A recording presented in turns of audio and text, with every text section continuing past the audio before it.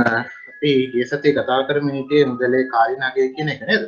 අපි ඉගෙන ගත්තා වර්තමාන අගය කියන්නේ මොකද්ද? වර්තමාන අගය හොයන්නේ කොහොමද? අනාගත අගය හොයන්නේ. ඒ වගේම අපි ඉගෙන ගත්තා වාර්ෂිකයක් කියන එක නේද? මොකද වාර්ෂිකයක් කියලා කිව්වේ? මතකද? අද මේ වාර්ෂිකයක් කියලා කිව්වේ.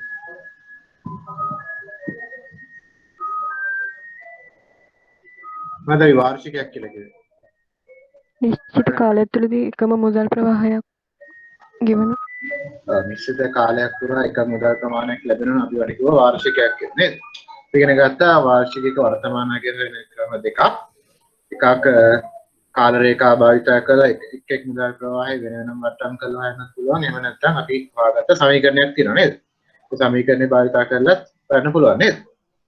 මතකද නේද? හරි ඒ සම්බන්ධව මොනවාරි ප්‍රශ්න තියෙනවද? ඒ සත්‍ය අපි ඉගෙන ගත්ත ඒවා? මාත් ප්‍රශ්න නැත්තම් අපි අද බලමු එදාම අන්තිමට කිව්වා අපි ගාන තා චුට්ටේ හදමු ඔක්කොම ජොයින් වෙලා නැති නිසා අපි බලමු අද මුදලේ කාලිනාගේ පාඩමේ ඉතුරු ටික අපි කරමු.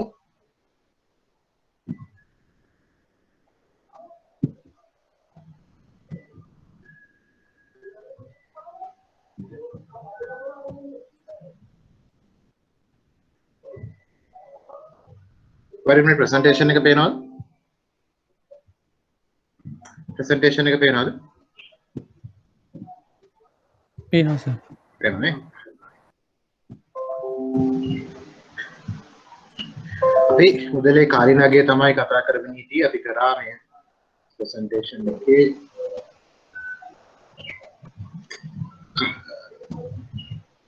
වාර්ෂිකයක් වෙනකම් කරා නේද? වාර්ෂිකයක වර්තමාන අගය හොයන්න අපි ඉගෙන ගත්තා. අර මම ගෙදරදී ගණන් කීපයක් හදන්න කිව්වද මේ ගණන් මේ උත්තර ආවද මොකටද? එකකට හරි ආපු නැති උත්තර තිබ්බද? හදන්න try එකක් හරි දුන්නා. හදුවද නැත්ද? හදුවේ නැත්නම් කරුණා කරලා හදන්න. මොකද මහන්සි වුණ නැත්නම් එක්සෑම් එක ටිකක් පාස් වෙන්න අමාරුයි නේද? නේද? ෆයිනෑන්ෂල් මැනේජ්මන්ට් වල තමයි අඩුම පාස් රේට් එක තියෙන්නේ. ඒක හේතුව තමයි ටිකක් මහන්සි වෙන්න ඕනේ. ටිකක් ගණන් හදන්න වෙනවා. නේද? මේ මං කව මේ ටිකත් හදලා බලන්න මේ උත්තර එනවද කියලා. හදුවද? ප්‍රසන්ටේෂන් එක පේනවද නේද මට? පේනවද නැද්ද? පේනව නේද? පේනවා සර්. එහෙනම් හදුවද නැත්නම්? ඔන්නේ හදුවේ නැත්නම් අද හරි හදන්න මේ උත්තර එනවද කියලා බලන්න. ආයෙ නැත්නම් ඉතිපත්ටි හදන්න. හරි අපි වාර්ෂිකයක ගානක් හැදුවා. මම හිතන්නේ හැමෝටම මතක ඇති වාර්ෂිකයක් හදන හැටි. ඒතර වාර්ෂිකයක් සම්බන්ධෙනුත් මෙතන තියෙනවා ගණන් තුනක්. ඒතර මේකත් හදලා බලන්න මේ උත්තරම එනවද කියලා. ඊළඟ කොටසට යමු සදාකාලීන කියන්නේ. ඒතර සදාකාලීනයි වාර්ෂිකයි කියන එකත් එක වගේ. පොඩි වෙනසක් තියෙනවා. වාර්ෂිකයක් ගත්තොත් නිශ්චිත කල්පිරීමේ කාලයක් තියෙනවා. කියන්නේ අවුරුදු 4යි අවුරුදු 5යි වගේ නිශ්චිත කාලයක් පුරා තමයි මුදල් ප්‍රවාහය ලැබෙන්නේ. නමුත් සදාකාලීනයක් ගත්තොත් නිශ්චිත කාලයක් නැහැ. අනන්තය දක්වා නැහැ. ඉතින් කිසියම් කල්පිරීමේ කාලයක් නැතුව හැමදාම හම්බ වෙනවා නම් එක මුදල් ප්‍රවාහයක්. ඒවට අපි කියනවා සදාකාලීන කියලා. කියන්නේ රුපියල් 100 බැගින් වලට හැමදාම හම්බ වෙනවා නම් ඒවට අපි කියනවා සදාකාලීන කියලා. හැබැයි රුපියල් 100 බැගින් අවුරුදු 3ක් හෝ 4ක් හම්බ වෙනවා නම් ඒවට අපි කියනවා වාර්ෂික කියලා. ඒතර වාර්ෂිකයි සදාකාලීන අතර වෙනස පැහැදිලිද? පැහැදිලි නැද්ද? පැහැදිලි නේද? හරි. එහෙනම් කාට හරි කියන්න බෑ කල්පනා කරලා සදාකාලීන එක අනාගත වටිනාකම කියලා. පාඩ 100 වෙකින් හැමදාම හම්බ වෙනවා. මේ හම්බෙන මුදල් ප්‍රවාහයේ අනාගත වටිනාකම කියලා. කාට හරි කියන්න පුළුවන්. කල්පනා කරලා බලන්න කීයක් තියෙනවද? අනන්තය. අනන්තය. මොකද හැමදාම හම්බ වෙනවා නම් 100 වෙකින් නිශ්චිත කල්පිරීමේ කාලයකුත් නැත්නම් එවනම් සදාකාලීන එක අනාගත වටිනාකම වෙලා අනන්තය. හදන්න දෙයක් නැහැ මතක තියාගන්න. සදාකාලීන එක අනාගත වටිනාකම නෙවෙයි උත්තරේ අනන්තයයි. හැබැයි අපේ එක්සෑම් එකේදී වැදගත් වෙන්නේ ඉස්සෙල්ලා වගේම වාර්ෂිකයක වගේම සදාකාලීන එක වර්තමාන අගය වෙන එක. ඒතර සදාකාලීන එක වර්තමාන අගය හරියට හරිම සරල සමීකරණයක් තියෙන්නේ. මම Excel එක ඕපන් කරොත්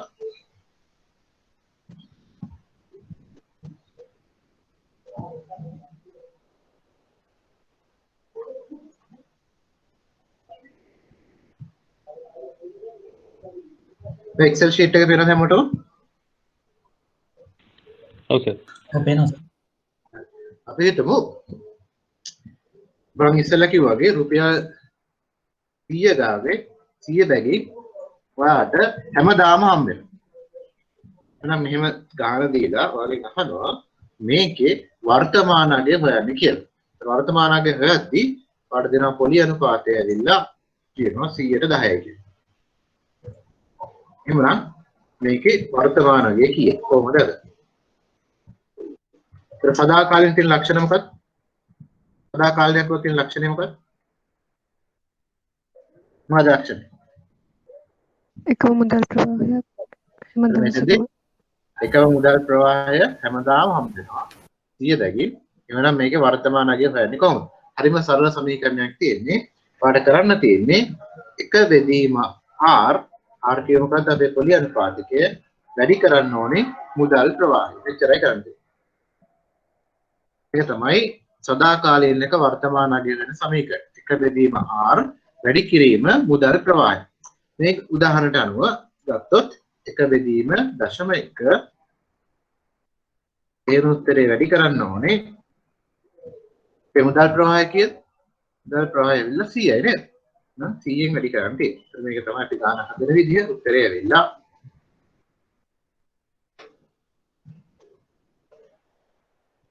ඒ උත්තර. කෙරේ. මේ තමයි සදාකාලින වර්තමාන අගය 1000. පැහැදිලිද? පැහැදිලිද අපි ගන්න හදපු පැටි? පැහැදිලි නැත්නම්? ඔව් සර්. හරිම ලේසි නේද? සදාකාලින එක වර්තමාන අගය ගන්නකෝ. මෙහෙම ප්‍රශ්නයක් අහුවොත් වගේ එක්සෑම් එකේ දෙනවා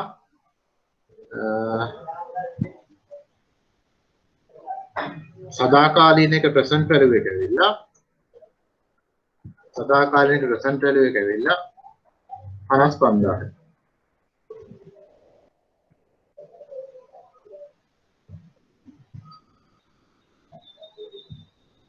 එහෙම දීලා කියනවා සදාකාලින එක මුදල් ප්‍රවාහය ඇවිල්ලා 1000.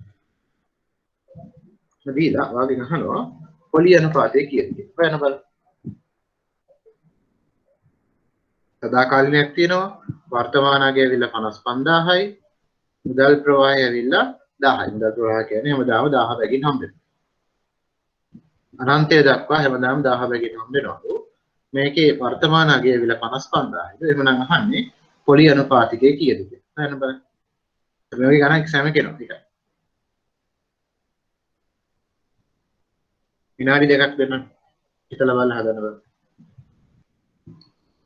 මේ සමීකරණයේ පේනවාදී සාධක තුනයි තියෙන්නේ. වර්තමාන අගය, මුදල් ප්‍රවාහය සහ පොලි අනුපාතය. මේ සාධක තුනෙන් ඕනෑම දෙකක් දුන්නොත් අනිත් එක හොයන්න පුළුවන් වෙන්න ඕන. ඉස්සෙල්ලා දෙනවා වර්තමාන අගය සමීකරණයේ සාධක හතරක් තිබ්බන්නේ. සාධක හතරෙන් ඕනෑම තුනක් දුන්නොත් අනිත් එක හොයන්න පුළුවන් වෙන්න ඕන. වෙනවර පොලි අනුපාතය කියන්නේ.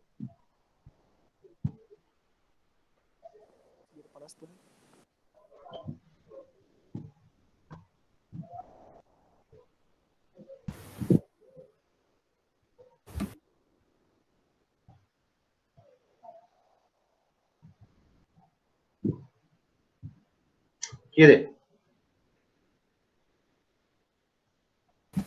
101.8යි. අපි බලමු අනිත් අයගෙත් උත්තර.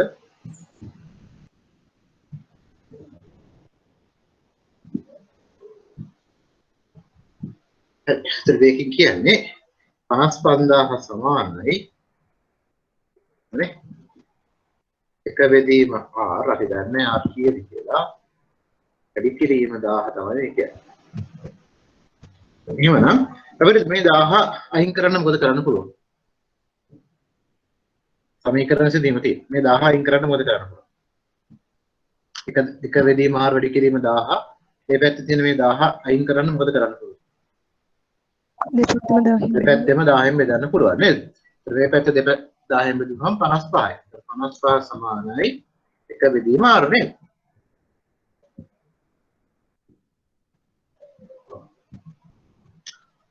එක බෙදීම.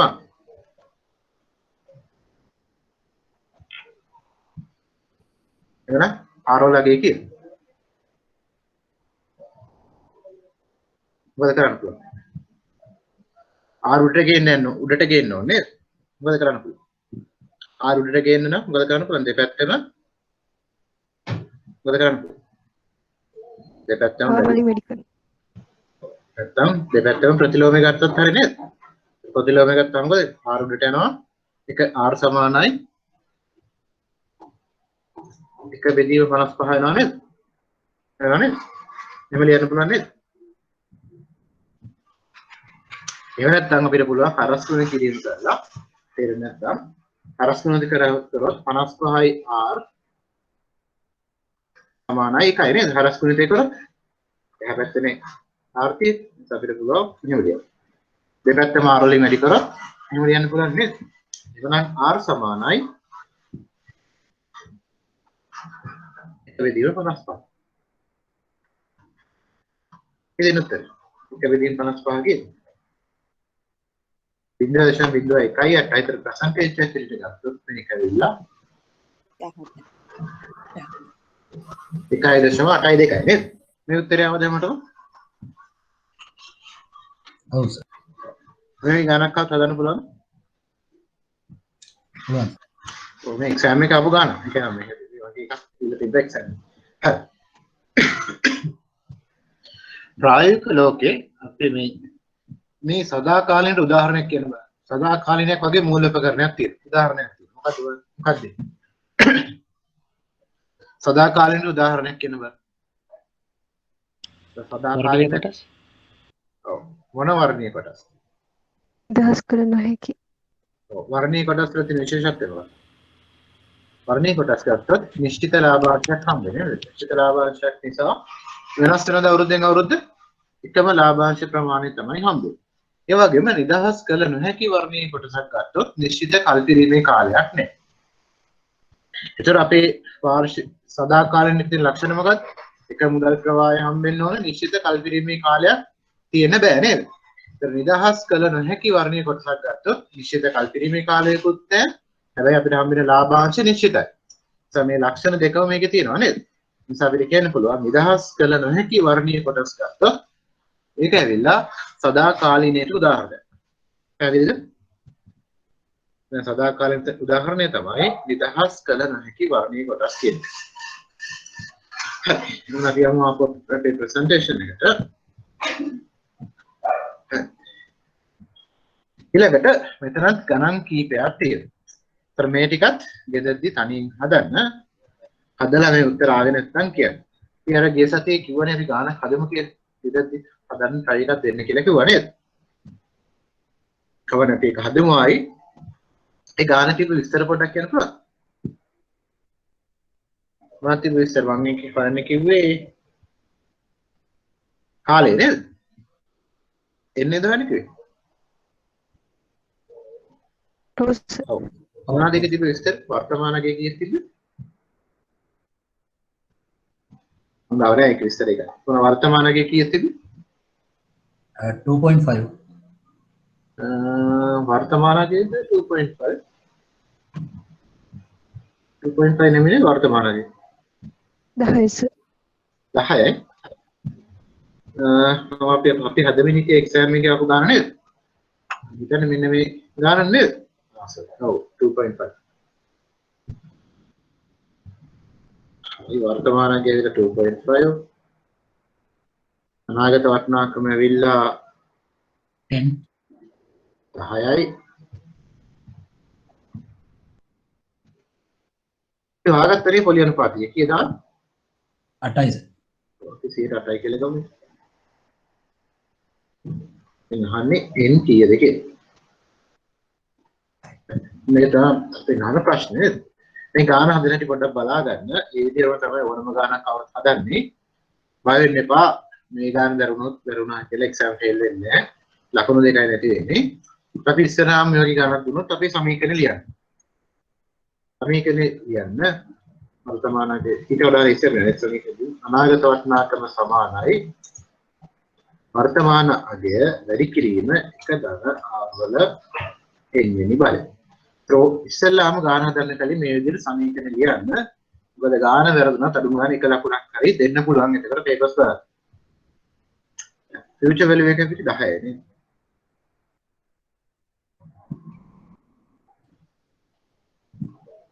ෆියුචර් වැලියු එක වෙල 10 නේද? ඔව් සර් 10. 10 සමානයි ලියන්න පුළුවන් 2.5 ඉතිරිම එක ධන 0.08 එන්නේ බලන්න. ඒ තමයි අපි මේක ලියන්න පුළුවන්. මේක ලියන්න පුළුවන් ආයෙ ඕන 10 සමානයි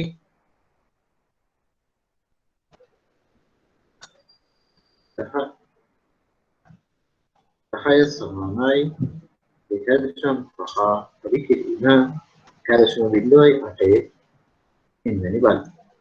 මෙතන හැමෝටම ලියා ගන්න පුළුවන් නේද? අමාරුවක් නැහැ නේද? හරි. එහෙනම් අපිට පුළුවන් දැන් මේ 2.5 මේ පැත්තෙන් අයින් කරන්න නේද? කොහොමද අයින් කරන්නේ? දෙපැත්තම 2.5 බෙදන්න පුළුවන් නේද? ඒතර මේ පැත්තත් දෙපැත්තම බෙදුවාම මෙතන එනවා 10 2.5 බෙදුවොත් උත්තරේ 4යි නේද? 4 සමානයි 1.08 ඉන්නේ බලන්න.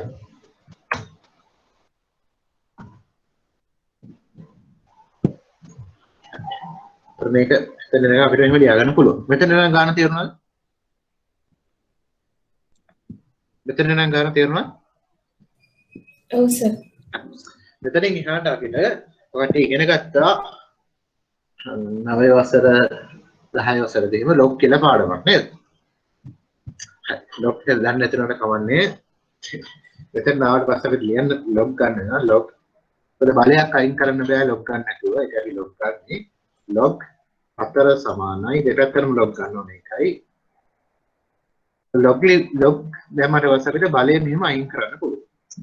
ඉතින් log සමානයි 1.08 log භාවිතය කළා අපිට මෙහෙම ලියන්න පුළුවන්.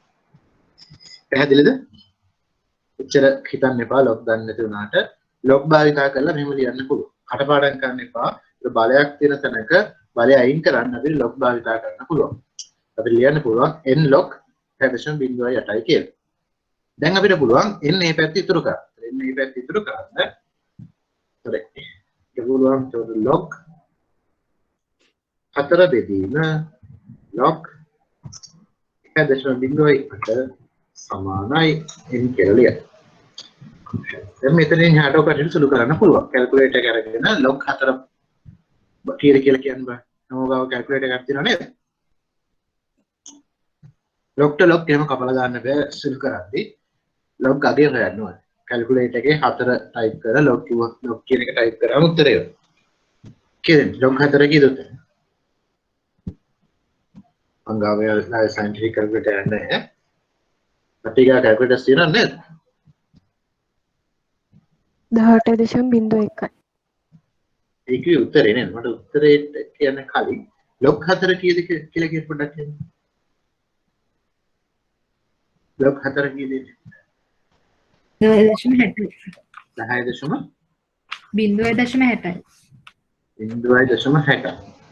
log 1.08 කීයද?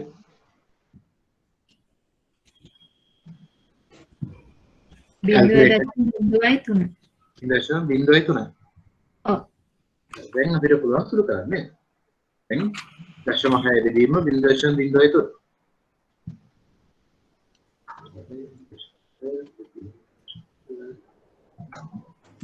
හරිද? 20ක් නේද?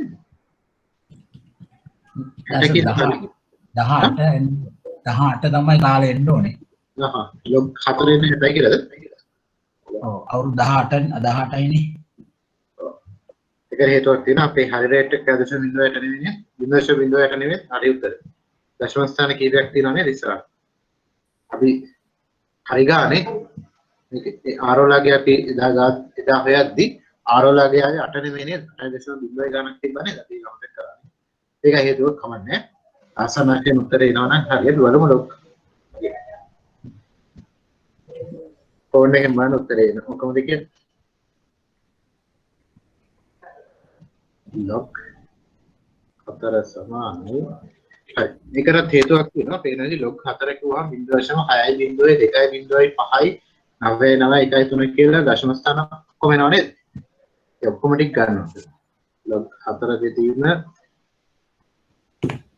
0.03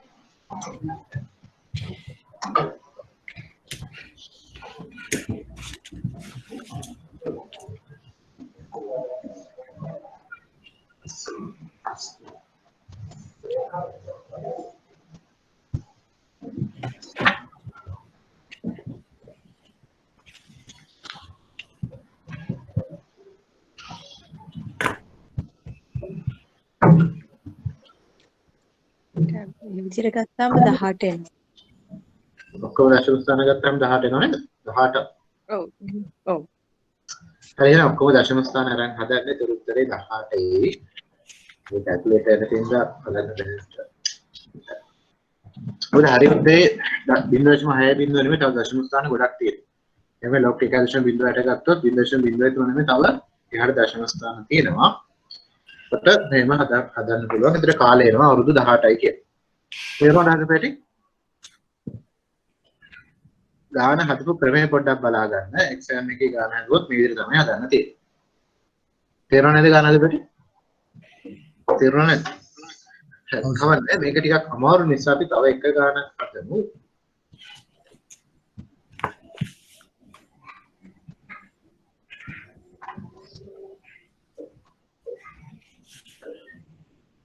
මම පොඩි වෙලාවක් දෙන්නම්.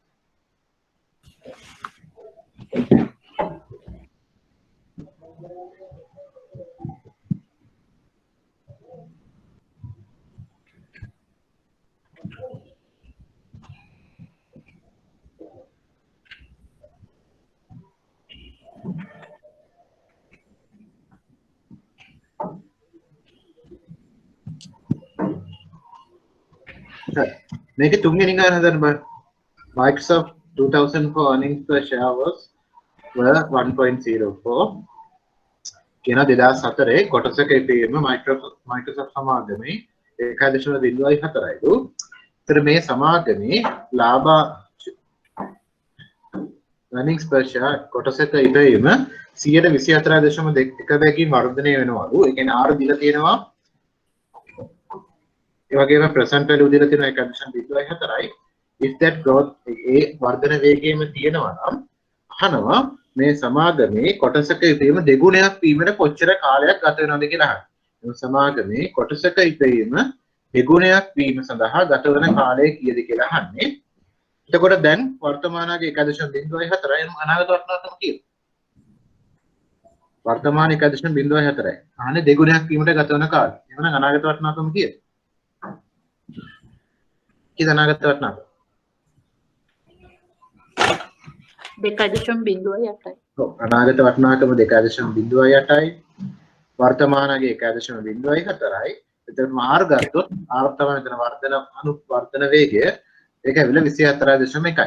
එහෙනම් අපි ගාව දැන් තියෙනවා වර්තමානයේ තියෙනවා අනාගත වටිනාකම තියෙනවා පොලි අනුපාතිකයේ තියෙනවා. අහන්නේ n වලගේ. බලන්න බලන්න දැන් අද විදිහම තමයි විනාඩි 3ක් විතර දෙන්න හදන්න බලන්න තනිය. මම ගාව කැල්කියුලේටර් සෙට කියලා හිතනවා. එහෙම නැත්නම් ලැප්ටොප් එකකින් එහෙම ලොග් වෙලා ඉන්නවා නම් Excel තියෙනවා නේද? Excel වලින් හදන්න. හදුවද ගන්න? කියෙද හදුවද? මේ උත්තරේ 3.2යි කියන උත්තරේ. හවුද? මේක තව ලේසි දිහක් තියෙන Excel තියෙනවනේ Excel එකේ ටග් කරලා හදන්න පුළුවන්. නමුත් Excel exam එක හම්බෙන්නේ නැහැ නේද? අපි හදලා බලමු ආයෙත්. present value එකේ calcium 0.4යි. future value එක 2.08යි. දෙගුණයක් කියන්නේ 2.08යි නේද? R ඇවිල්ලා 24.1. चलो වගේමයි.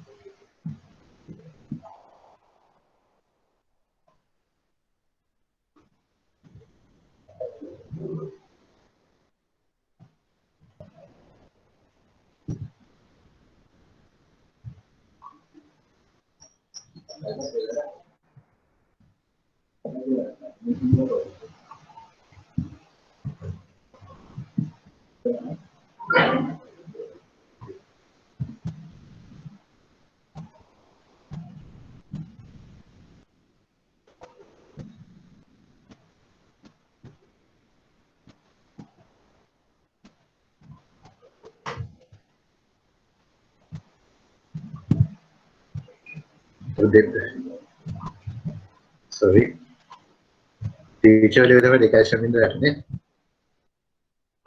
මේක 1.4යි වර්තමාන අගය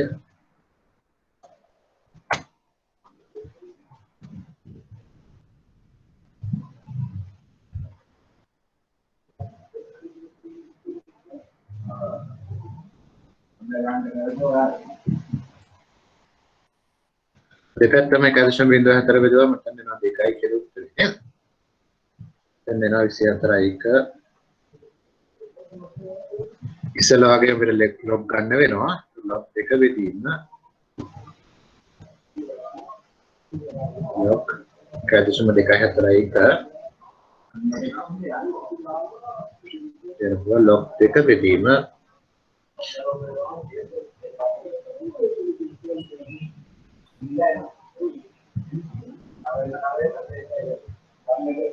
के log देखे कि लिख के उधर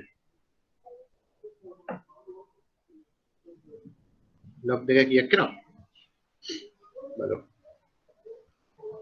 किधर log देखे 0.3.1 log कैलकुलेशन देखा है तेरा एक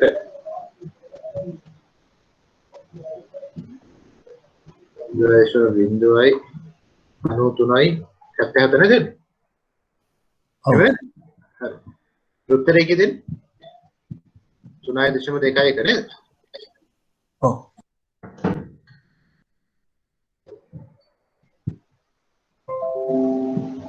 चल गाना तो बैठे थे ना टाइम ही में गाना तुरंत गाना बोला नहीं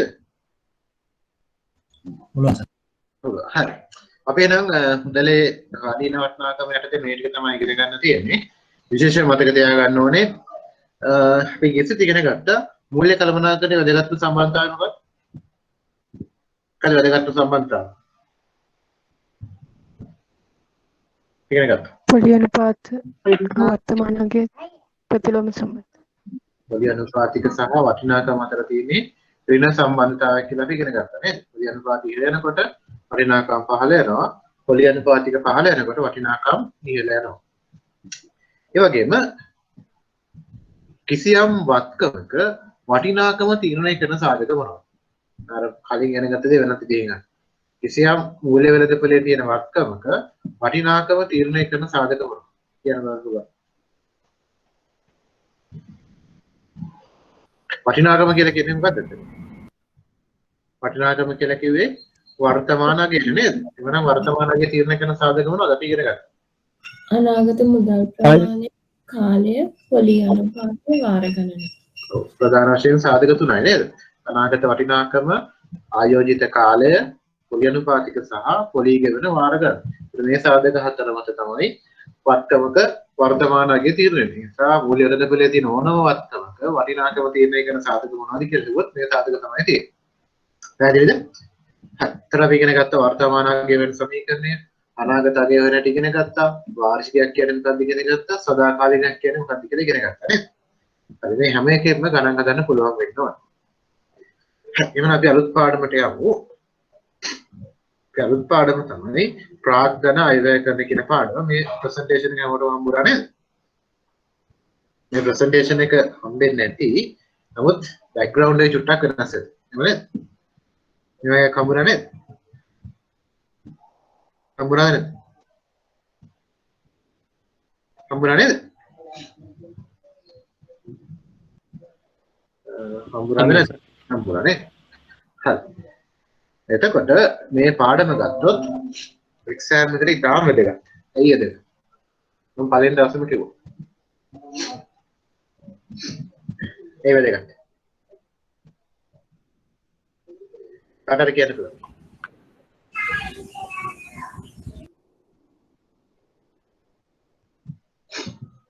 අන්තිම එක්සෑම් එක ගත්තොත් ලකුණු කීයක් කියලා තිබුණද මේ පාඩේ?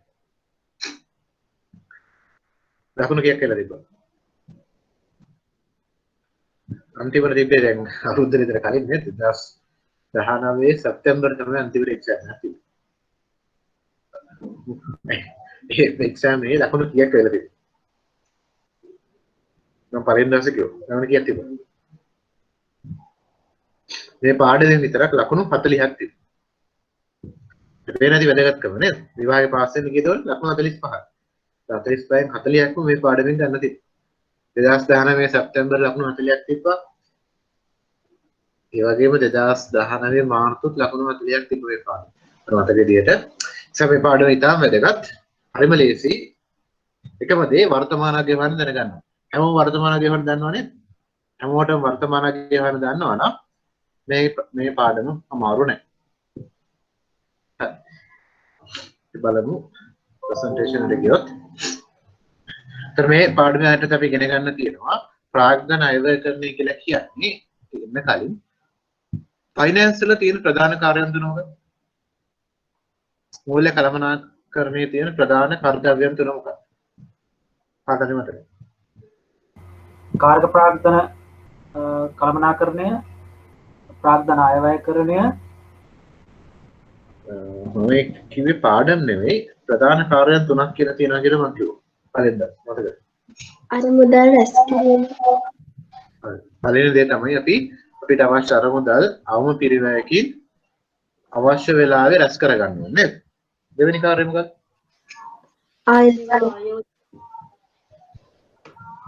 ඒ රැස් කරපු මුදල් ඵලදායී මාර්ගවල ආයෝජනය කරන්න ඕනේ. තුන්වෙනි කාර්යය මොකක්ද? ප්‍රතිලාභ බෙදා හැරීම නේද? එහෙනම් දෙවෙනි කාර්යය මොකක්ද? අපේ අර මුදල් මොකක් වෙන පරිදි අපි ආයෝජනය කරනවා? අපි අරමුණ මොකක්ද? ධනය උපරිම කිරීම. කොටස් කරුවන්ගේ ධනය උපරිම වන ආකාරයෙන් ආයෝජනය කරන්න ඕනේ. ඒ ආයෝජනය කරන්න අපි සුදුසු ව්‍යාපෘති තෝරගන්න ඕනේ. මේ පාඩමෙන් අපිට උදව් කරනවා ඒ ව්‍යාපෘති තෝරගන්න. ඒක තමයි මේ පාඩමේ අරමුණ. අපේ අරමුදල් ආයෝජනය සඳහා සුදුසු ව්‍යාපෘති තෝරා ගැනීමට අවශ්‍ය ක්‍රමයන් තමයි මේ පාඩමේදී අපි ඉගෙන ගන්න. එයාට අපිට ක්‍රමයන් ඇත්තටම ඉගෙන ගන්න තියෙනවා 6ක්. මේ ක්‍රම 6ක් අපිට ඉගෙන ගන්න තියෙනවා. මේ ක්‍රම 6න් 5ක්ම එක්සෑම් එකට ඇවිල්ලා තියෙනවා. මේ ක්‍රම 6න් 5ක්ම ඇවිල්ලා තියෙනවා. ඇවිල්ලා නැති එකම ක්‍රමය තමයි වෙනස් කළ අභ්‍යන්තර ඵලද අනුපාතය කියන එක ඇවිල්ලා නැහැ. ඊට අමතරව අනිකුත් හැම ක්‍රමයක්ම එක්සෑම් එකට ඇවිල්ලා තියෙනවා. හරිම ලේසි අමාරු නෑ. තරවන් කිව්ව ප්‍රාග්ධන අයවැයකරණය කියන්නේ මොකක්ද? අනාගතයේ දීර්ඝකාලීන ආයෝජන ව්‍යාපෘති තියෙනකොට ඒ ආයෝජන ව්‍යාපෘති වලින් සුදුසු ව්‍යාපෘති තෝරගන්න තමයි මේක අවශ්‍ය වෙන්නේ නේද?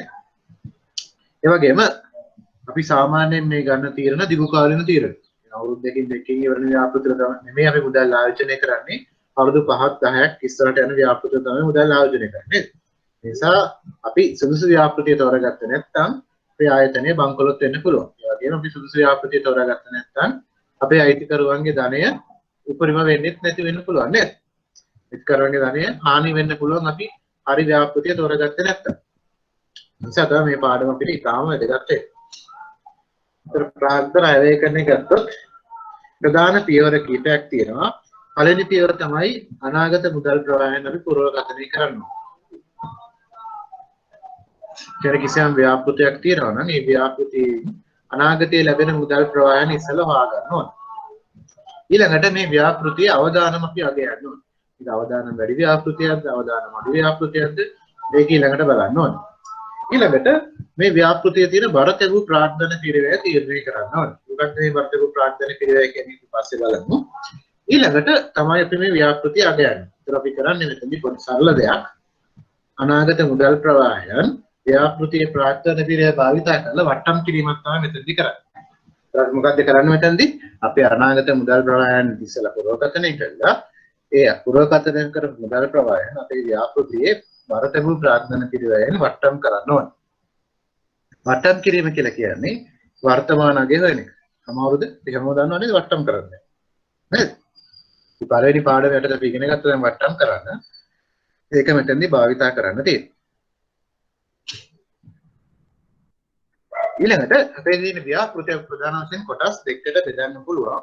ඒ කොටස් දෙක තමයි එකක් ස්වාධීන ව්‍යාපෘතිය අනිත් එක අන්වන වශයෙන් බහිෂ්කාර ව්‍යාපෘතියේ කොටස් දෙකකට බෙදන්න පුළුවන්. ස්වාධීන ව්‍යාපෘතියක් කියලා කියන්නේ එක් ව්‍යාපෘතියක් නිසා තවත් ව්‍යාපෘතියකට බලපෑමක් නැත්නම් ඒවට අපි කියනවා ස්වාධීන ව්‍යාපෘතිය කියලා. අන්වන වශයෙන් බහිෂ්කාරය කියලා කියන්නේ එක් ව්‍යාපෘතියක් නිසා තවත් ව්‍යාපෘතියකට බලපෑමක් ඇති වෙනවා නම් ඒවට අපි කියනවා අන්‍යෝන්‍ය වශයෙන් බහිෂ්කාර ව්‍යාපෘති කියලා. එතකොට උදාහරණයක් විදිහට ගත්තොත් අපි හිතමු මංචි කියන සමාගම ගත්තොත් බිස්කට් නේ හදන්නේ. අපි හිතමු මංචි අලුතෙන් ව්‍යාපෘතියක් පටන් ගත්තා. අපි දැකලා තියෙන තලවතු ගොඩ එහෙම තියෙනවා ස්පාතිය සුපර් මාකට් එක නේද? මේ මංචියෙන් පටන් ගත්ත අලුත් ව්‍යාපෘතියක්. ඒතරේ මංචි කියන ආයතනේ මේ සුපර් මාකට් ව්‍යාපෘතියක් පටන් ගත්තොත් ඒක ස්වාධීන ව්‍යාපෘතියද අනුන වශයෙන් බහිෂ්කාර ව්‍යාපෘතිය. කාටද කියන්නේ? මොකක්ද ඒ ගැන කියන්නේ?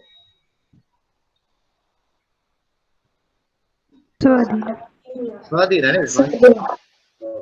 මංචි කියන ආයතනේ ප්‍රධාන ව්‍යාපාරය මොකද්ද? බිස්කට් හදන. සුපර් මාකට් එකක් පටන් ගත්තා කියලා බිස්කට් නිෂ්පාදනයේට බලපෑමක් වෙන්නේ නැහැ නේද? නිසා ඒක අපිට කියන්න බෑ ඒක ස්වාධීන ව්‍යාපෘතියක් හැටියට. අපි හිතමු අලුත් බිස්කට් එකක් හදනවා. දැන් මොකද? අලුත් බිස්කට් එකක් වෙළඳපොළ ඉදිරියට කරනවා. දැන් මොකද? ඒක විලා බහිෂ්කාර. අන්‍යෝන්‍ය වශයෙන් බහිෂ්කාරය. මොකද අලුත් බිස්කට් එක නිසා දැන් තියෙන බිස්කට් වල තියෙන ඉල්ලුම අඩු වෙන්න පුළුවන් නේද? ඒ වගේ ප්‍රශ්නයක් තියෙන්න පුළුවන්. ඒ වගේ වල අපි කියන අන්‍යෝන්‍ය වශයෙන් බහිෂ්කාර ව්‍යාපෘති කියලා. ඒතර ස්වාධීන සහ අන්‍යෝන්‍ය වශයෙන් බහිෂ්කාරය කියලා තෝරගන්න එක පිළිවෙල වැදගත් වෙනවා. මොකද ඉස්සරහදී බලමු මේක වැදගත් වෙන්නේ කොහොමද කියලා ගානක් හදලාම. හරි අපි යමු බලමු පළවෙනි ක්‍රමය. පළවෙනි ක්‍රමය තමයි ආපසු ගෙවීම් කාලය. ඔයාලා මේ ස්ලයිඩ් එක පේනවද? අකුරු පොඩි කියලා මට නම් හිතෙන්නේ. පේනවද? පේනවද? එනවා සර්. හරි කොයිම අවස්ථාවකට පේන්නේ නැත්නම් කියන්න. එතකොට පළවෙනි ක්‍රමය තමයි ආපසු ගෙවීම් කාලය. ආපසු ගෙවීම් කාලය කියලා කියන්නේ ඉතින් මතක තියාගන්න අපි මේ ක්‍රම 6ක් ඉගෙන ගන්න ඕනේ. මේ ක්‍රම 6ෙම අපි ඉස්සෙල්ලාම දැනගන්න ඕනේ මේ 6 නිර්වචනය කරන්න. ක්‍රමය නිර්වචනය කරන්න පුළුවන් වෙන්න ඕනේ. ඊළඟට මේ ක්‍රමේ ගානක් හදන්න පුළුවන් වෙන්න ඕනේ. ඊට පස්සේ ගානක් හැදුවට පස්සේ ව්‍යාපෘතියක් කොහොමද තෝරගන්නේ කියලා කියන්න පුළුවන් වෙන්න ඕනේ. මේ තුන මේ හැම ක්‍රමයක් යටතේම අපි දැනගන්න ඕනේ. සෑම එකේ ඒක තමයි අහන්නේ. සමහරවිට ගණන් අහනවා. සමහරවිට ඒ ක්‍රමය කියන්නේ මොකක්ද කියලා අහනවා. එහෙම නැත්නම් මේ ක්‍රමේ භාවිතා කරලා ව්‍යාපෘතිය තෝරගන්නේ කොහොමද කියලා. ඊට අමතරව තව එකක් අහනවා. මේ සෑම ක්‍රමයකම වාසි සහ වාසි අපි දැනගන්න. එතකොට මේ හතර තමයි එක්සෑම් එකේ අහන්නේ. ඒතර අවුරුද්දෙන් අවුරුද්ද මාරු කර කර ඕකම තමයි අහන්නේ. හරි. පළවෙනි එක ගත්තොත් ආපසු ගෙවීම් කාලය කියලා කියන්නේ කිසියම් ව්‍යාපෘතියකට මුදල් ආයෝජනය කරාට පස්සේ ඒ ආයෝජනය කරන මුදල ආවරණය කරගන්න ගතවන කාලයට තමයි ආපසු ගෙවීම් කාලය කියලා කියන්නේ. මොකද ආපසු ගෙවීම් කාලය කියලා කිව්වේ කිසියම් ව්‍යාපෘතියකට මුදල් ආයෝජනය කරාට පස්සේ ඒ ආයෝජනය කරපු මුදල ආවරණය කිරීමට ගතවන කාලය තමයි ආපසු ගෙවීම් කාලය කියලා කියන්නේ. ඒතර මේ ආපසු ගෙවීම් කාලේ හදද්දී අපි ගන්න ඕනේ මුදල් ප්‍රවාහය. මතක තියාගන්න හැමතිස්සෙම අපි ගන්නවා කැෂ් ෆ්ලෝ එක. ලාභය හෝ අලාභය නෙවෙයි අපි ගන්න ඕනේ මුදල් ප්‍රවාහය. ඒකත් මතක තියාගන්න. ගණන් වල ගොඩාක් සමහරලාට ලාභය හෝ අලාභය දෙයි. ලාභය හෝ අලාභය දීලා තියෙනවා නම් ඒක මුදල් ප්‍රවාහය බවට හරවන්න වෙනවා. වෙළඳ ලාභ ගිණුම හදද්දී මුදල් මේ නොවන දේවල් එකතු කරනවා හෝ අඩු කිරීමක් කරනවා. accounting වල මතක් කරමු. වෙළඳ ලාභ ගිණුමේ මුදල් මේ නොවන දේවල් තියෙනවා. ඒ මුදලින් ලැබීමක් හෝ ගෙවීමක් නොවන දේවල් තියෙනවා. වෙළඳ ලාභ ගිණුම ගන්න. වල මතක් කරමු. එහෙම තියෙනවා. එහෙම වදිනවද? නැහැ. හරි. වෙනත් උත්තර තියෙනවා? තියෙනවා. ඔව් හොඳයි. තියෙනවා. ෆයිනෑන්ස් ඇකවුන්ටින් වෙනස් වෙන තව තැනක්. ෆයිනෑන්ස් වලට වැදගත් වෙන්නේ මුදල් ප්‍රවාහය. ඇකවුන්ටින් වල තමයි ලාභය වැදගත් වෙන්නේ. තව ප්‍රධාන වෙනසක් තමයි ෆයිනෑන්ස් වල හැමතිස්සෙම අපි බලන්නේ මුදල් ප්‍රවාහය ගැන. ලාභය හෝ අලාභය ගැන නෙවෙයි. එහෙනම් මොනවද මේ මුදල් වෙළඳ ලාභ ගිණුම ගත්තොත් මුදල් මේ නොවන දේවල් මොනවද තියෙන්නේ? උදාහරණ මොනවද? ක්ෂය. ක්ෂය වෙන් කිරීම කරොත් මුදල් වලින් අඩු වෙනවද ව්‍යාපාරේ? ක්ෂය කරා කියලා අඩුවීමක් වෙනවද? අඩුවීමක් වෙන්නේ නැහැ නේද? ක්ෂය කරා කියලා ව්‍යාපාරේ සල්ලි එළියට යන්නේ නැහැ. මුදල් බැංකු ගිණුමෙන් සල්ලි එළියට යන්නේ නැහැ නේද? ක්ෂය වීම කරා කියන එක එකක්. තව මොනවද ඒවලු උදාහරණ? මොනවද ඒවලු උදාහරණ? බෝල් ණය කපා හැරීමෙන් මුදල් මේ බලපෑමක් තියෙනවද? නැහැ. මුදල් ලැබීමක් හෝ ගෙවීමක් සිද්ධ වෙන්නේ නැහැ බෝල් ණය කපා හැරියා කියලා නේද? වගේම අඩමාන ණය වෙන් කිරීම ගත්තොත් මුදල් මේ නොවන දෙයක්. ඒ වගේ මුදල් මේ නොවන දේවල් තියෙනවා ආදායම් ප්‍රකාශ. එහෙමනම් ලාභයේ මුදල් ප්‍රවාහයට හරවන්නේ කොහොමද? කෙටියෙන්ම ගන්න. කොහොමද ලාභය දීලා තියෙන ලාභයක මුදල් ප්‍රවාහයට හරවන්නේ? මොකද කරන්නේ? මොකද කරන්නේ? ෂෙයා වගේ දේවල් අඩු කරලා තියෙනවා නම් මුදල් මේ නොවන දේවල් අඩු කරලා තියෙනවා නම් ආපහු එකතු කරන්න ඕනේ. ඒ වගේ මුදල් මේ නොවන දේවල් එකතු කරලා තියෙනවා නම් ඒ ටික අඩු කරන්න ඕනේ. ඒ විදිහට ලාභයට මේ ගැළපීම කරොත් අපිට හොයාගන්න පුළුවන් මුදල් ප්‍රවාහය. දැන් පැහැදිලිද? කොහොමද ලාභයේ මුදල් ප්‍රවාහයට හරවන්නේ? එක්සෑම් එකේ එනවා. ඒක මම කියනවා. කොහොමද ලාභයක් මුදල් ප්‍රවාහයට හරවන්නේ? මොකද අපි ආපසු ගෙවීම් කාලය හොයද්දී අපිට ඕනේ මුදල් ප්‍රවාහය. ලාභය හෝ අලාභය නෙමෙයි. එක්සෑම් එකේදී හොඳට ගාන කියවන්න. ගාන දීලා තියෙන්නේ මුදල් ප්‍රවාහයේද ලාභය හෝ අලාභයද කියලා හොඳට කියවලා බලන්න. ලාභය හෝ අලාභය දීලා තියෙනවා නම් ඒක මුදල් ප්‍රවාහය බවට ඉස්සල්ලාම හරව ගන්න ඕනේ. හරව ගද්දී මොකද කරන්න ඕනේ? මුදල් මේ නොවන දේවල් අඩු කරලා තියෙනවා නම් අපව එකතු කරන්න. ඒ වගේ මුදල් මේ නොවන දෙයක් එකතු කරලා තියෙනවා නම් ඒක අඩු කරලා දාන්න. පැහැදිලිද? ඒක තමයි පළවෙනි පියවර. ගාන හදන්න කලින්. ඉස්සල්ලාම බලන්න ඕනේ මුදල් ප්‍රවාහයද ලාභයද දීලා තියෙන්නේ. ලාභය දීලා තියෙනවා නම් මුදල් ප්‍රවාහයක් බවට හරවන්න ඕනේ. පැහැදිලිද? පැහැදිලිද? හරි. අපි බලමු එන එක්සෑම් එකේ අපු ගානකින්ම.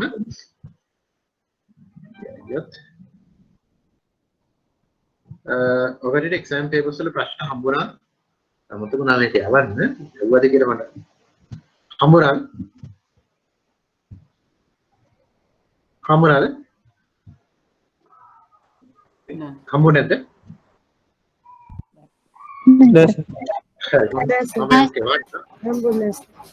මම මේක එවන්නම්. දැනට අපි මේක බලාගෙන ගන්න හදමු වෙනවා. ඒගොල්ලෝ ගාව පාස් පේපර්ස් තියෙනවා නම් ගන්න නැත්නම්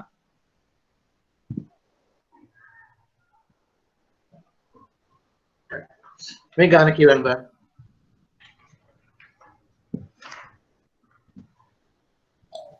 සර් ටිකක් zoom කරන්න පුළුවන් වේද? පොඩ්ඩක් පේනවා මම. තේරෙනවද?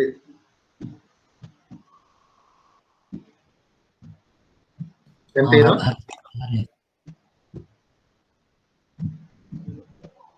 මේ ගාන පොඩක් කියන්න බෑ.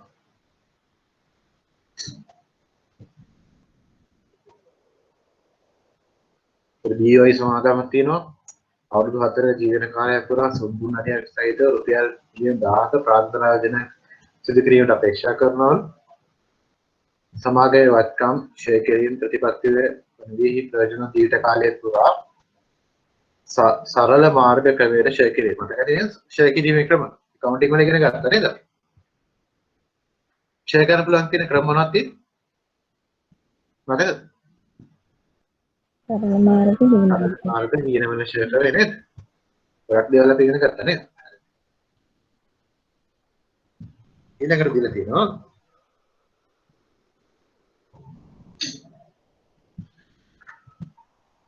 මොකක්ද දීලා තියෙන්නේ? වර්ෂය දීලා තියෙනවා.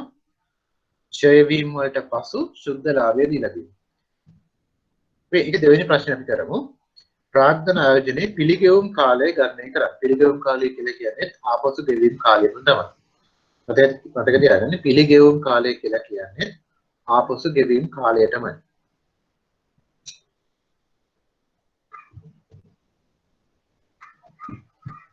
එහෙමනම් මොකද්ද මේ දීලා තියෙන්නේ අපි? ලාභය නේද දීලා තියෙන්නේ. එහෙනම් මම මොකද්ද කිව්වේ ඉස්සෙල්ලා ලාභය දීලා දෙනවා මොකද කරන්න ඕනේ? එක්සෑම් එකේ ගානේ ලාභය දීලා තියෙනවා නම් මොකද කරන්නේ? මුදල් ප්‍රවාහයට මුදල් ප්‍රවාහය බවට හරව ගන්න. නේද?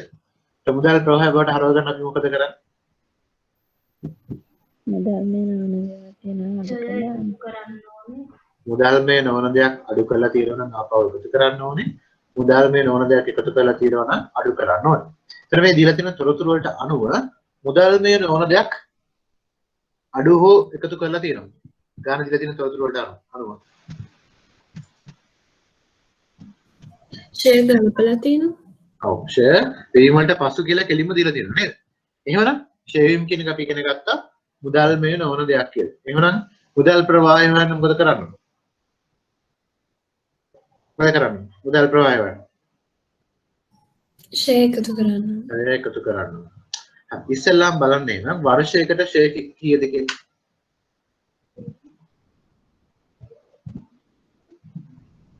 වර්ෂයකට ෂෙයා කීයද? සරල මාර්ග ෂෙයා ක්‍රමයෙන් ෂෙයා කරනවා නම් සමීකරණය මොකක්ද? සරල මාර්ග ක්‍රමයෙන් ෂෙයා කරන සමීකරණ වත්කමේ පිරිවැයෙන් සුන්ගුණගේ අඩු කරලා එක බෙදන්න ඕනේ වත්කමේ ජීවන කාලය නේද? එහෙම නේද? මට වඩා හැමෝම accounting දන්නවද නේද? ඒක දැනගන්න ඕනේ නේද? කොහොමද හන්නේ? සරල මාර්ග ෂෙයා ක්‍රමයෙන් ෂෙයා කරද්දී අවුරුද්දකට ෂෙයා හොයන්නේ කොහොමද? වත්කමේ පිරිවැයෙන් සුන්ගුණගේ අඩු කරලා එක බෙදන්න ඕනේ ඵලදායී ජීවන කාලය. එහෙනම් මේ ගානට අනුව වර්ෂයකට ෂෙයා කීයද? 250. 250. ඒක සුන්ගුණගයක් නැහැ කියලා කියනවා නේද? එහෙනම් 1000 බෙදීම 4 තමයි ෂෙයා ප්‍රමාණය. ඒ වර්ෂයකට ෂෙයා ඇවිල්ලා 250යි. එහෙමනම් අපිට පුළුවන් දැන් මුදල් ප්‍රවාහය හදන්න. ඒ වගේ ගානක් දුන්නාම ඉස්සල්ලාම දීලා තියෙන තොරතුරු කාල රේඛාවක සටහන් කරගන්න. බිඳුව කියන්නේ 1 අද කියන එක නේද? ඊට පස්සේ 1 3 4. උඩ ආරම්භක ආයතනය කීයද? 10යි. ඒක අපේ වෙන 1000ක් නේද? මුදල් එළියට ගලා යාමක්. ඒක වරහන් තුල වුත්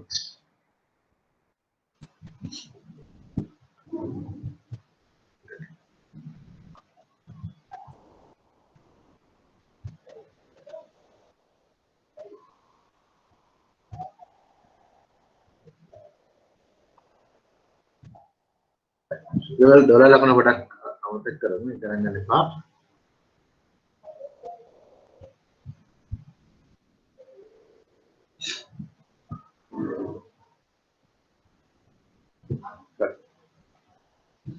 තර මේ ගාන දීලා තියෙන්නේ ගත්තොත් මේ 1000 මොනවද?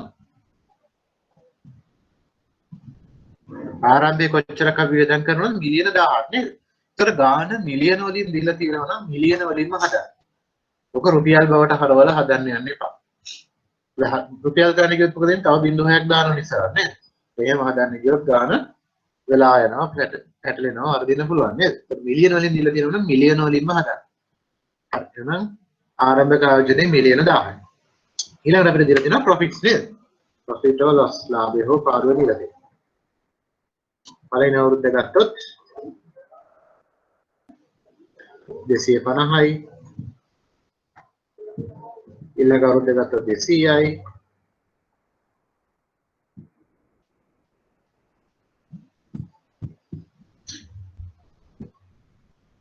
ඊළඟ අවුරුද්ද ගත්තොත් 150යි. 150යි. මුදල් ප්‍රවාහය හොයන නිසා කිව්වා ලාභයෙන් මුදල් මේනෝ දෙයක් අඩු කරලා තියෙනවා නම් අපව එකතු කරන්න ඕනේ. මුදල් මේනෝ දෙයක් එකතු කරලා තියෙනවා නම් අඩු කරන්න ඕනේ කියලා. ඒත් අපි මේකට අපු depreciation අපව එකතු කරමු. ඒ මුදල් මේනෝ දෙයක් නිසා.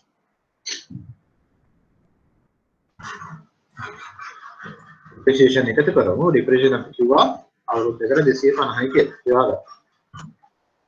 250 කොහොමද 1000 බෙදීම 4 නේද? අවුරුද්දකට ෂෙයා ඇවිල්ලා 250යි. අපව එකතු කරන්න ඕනේ. කොට අපිට දැන් මුදල් ප්‍රවාහය නේද? එන්න අපිට කැෂ් ෆ්ලෝ එක මුදල් ප්‍රවාහය පළවෙනි අවුරුද්දේ ඍණ 1000යි.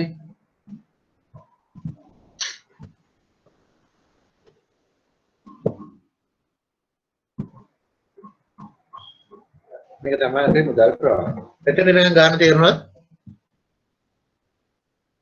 මෙතන තර ඉස්සල්ලාම හොඳට කියවන්න ගාන කියවන්න නිසා තමයි ගණන් වරදින්නේ ගොඩක් වෙලාවට ලාභය හෝ අලාභය දීලා තියෙනවා නම් ඉස්සල්ලාම එක මුදල් ප්‍රවාහය බවට හරව ගන්න ඕනේ.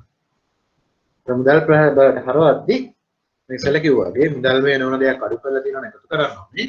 මුදල් මේ නොවන දෙයක් අඩු කරලා එකතු කරලා තියෙනවා අඩු කරන්න ඕනේ. ඒ හින්දා තමයි අපි මේ ෂෙයා කියන එක ආවල් එකතු කරන්නේ. ආපසු ගෙවීම් කාර්ය නිර්වචනය මොකක්ද? මතක නැහැ. ආපසු ගෙවීම් කාර්ය මුදල් ආයෝජනය කරපස්සේ එම ආයෝජන මුදල ආයවරණයට ගත වන එහෙනම් අපි දැන් හොයන්න ඕනේ මේ 1000ක් අපි ආරම්භයේ ආයෝජනය කරන්නේ මේ 1000 ආවරණය කරගන්න කොච්චර කාලයක් ගත වෙනවද කියන එක තමයි අපි දැන් හොයන්න ඕනේ. හරි දැන් බලමු එහෙනම්. පළවෙනි අවුරුද්දේ කීයක් හම්බ වෙනවද? 500ක් හම්බ වෙනවා නේද? තව කීයක් ඉතුරුද? තව අපිට ආවරණය කරගන්න තියෙනවා. මේක එකතු කරොත් තව 500ක් ආවරණය කරගන්න. ඒතර පළවෙනි අවුරුද්දේ මුදල් ප්‍රවාහයෙන් අපිට ආවරණය කරගන්න පුළුවන් වුණාද? බැරි වුණා නේද?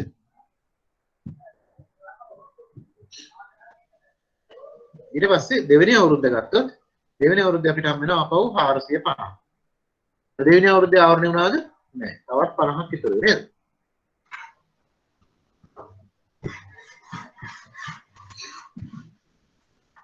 තවත් 50ක් තියෙනවා අපිට ආවරණය කරගන්න. ඒ තුන්වෙනි අවුරුද්දේ ගත්තොත් කීයක් හම් වෙනවද අපිට? 400ක් හම් වෙනවා. මේ 50යි ආවරණය කරගන්න තියෙන්නේ. එහෙනම් ආපසු ගෙවීම් කාලය කියන්නේ කොහොමද? කොච්චරක් වගේ කාලයක්ද? ආපසු ගෙවීම් කාලය සාමාන්‍යයෙන් කොච්චරක් වගේ කියලා හිතා ගන්න පුළුවන්ද? අවුරුදු දෙකකින් ආවරණය වුණේ නැහැ. දැන් අවුරුදු 3ේදී 400ක් හම් වෙනවා. එහෙනම් ආපසු ගෙවීම් කාලය ඇවිල්ලා අවුරුදු දෙකක් තුනක් අතර කාලයක් නේද? මේ දෙකේ අතරමැද තමයි මේක ආවරණය වෙන්නේ. ඒක ලියන්න පුළුවන් නිසා ආපසු ගෙවීම් කාලය ඇවිල්ලා අවුරුදු 2යි මාස ගාන බලන්න අපිට කීයක් ආවරණය කරගන්න ඕනේ? 50ක් ආවරණය කරගන්න ඕනේ. දැන් අපිට 400ක් හම්බ වෙනවා. නිසා 50 බෙදීම 400 මාස ගාන බලන්න 12න් වැඩි කරගන්න ඕනේ.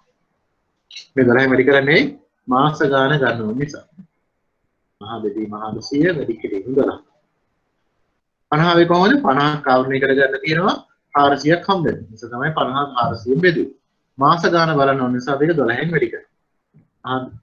50 බෙදීම 400 වැඩි කිරීම 12 කියන්නේ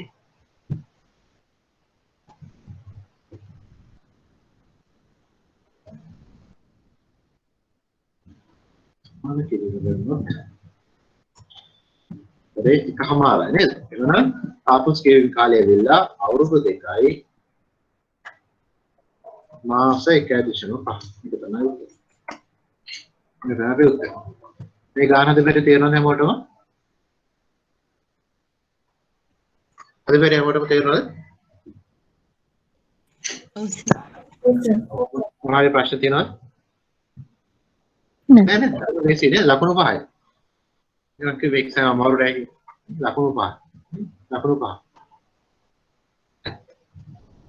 ඊළඟට අපි දැනගන්න ඕනේ ආපසු ගෙවීම් කාලේ තියෙන අඩුපාඩු මොනවද කියලා. මේ ගාන දිහා බැලුවම මොනවද තියෙන අඩුපාඩු? කාටද කියන්න පුළුවන්?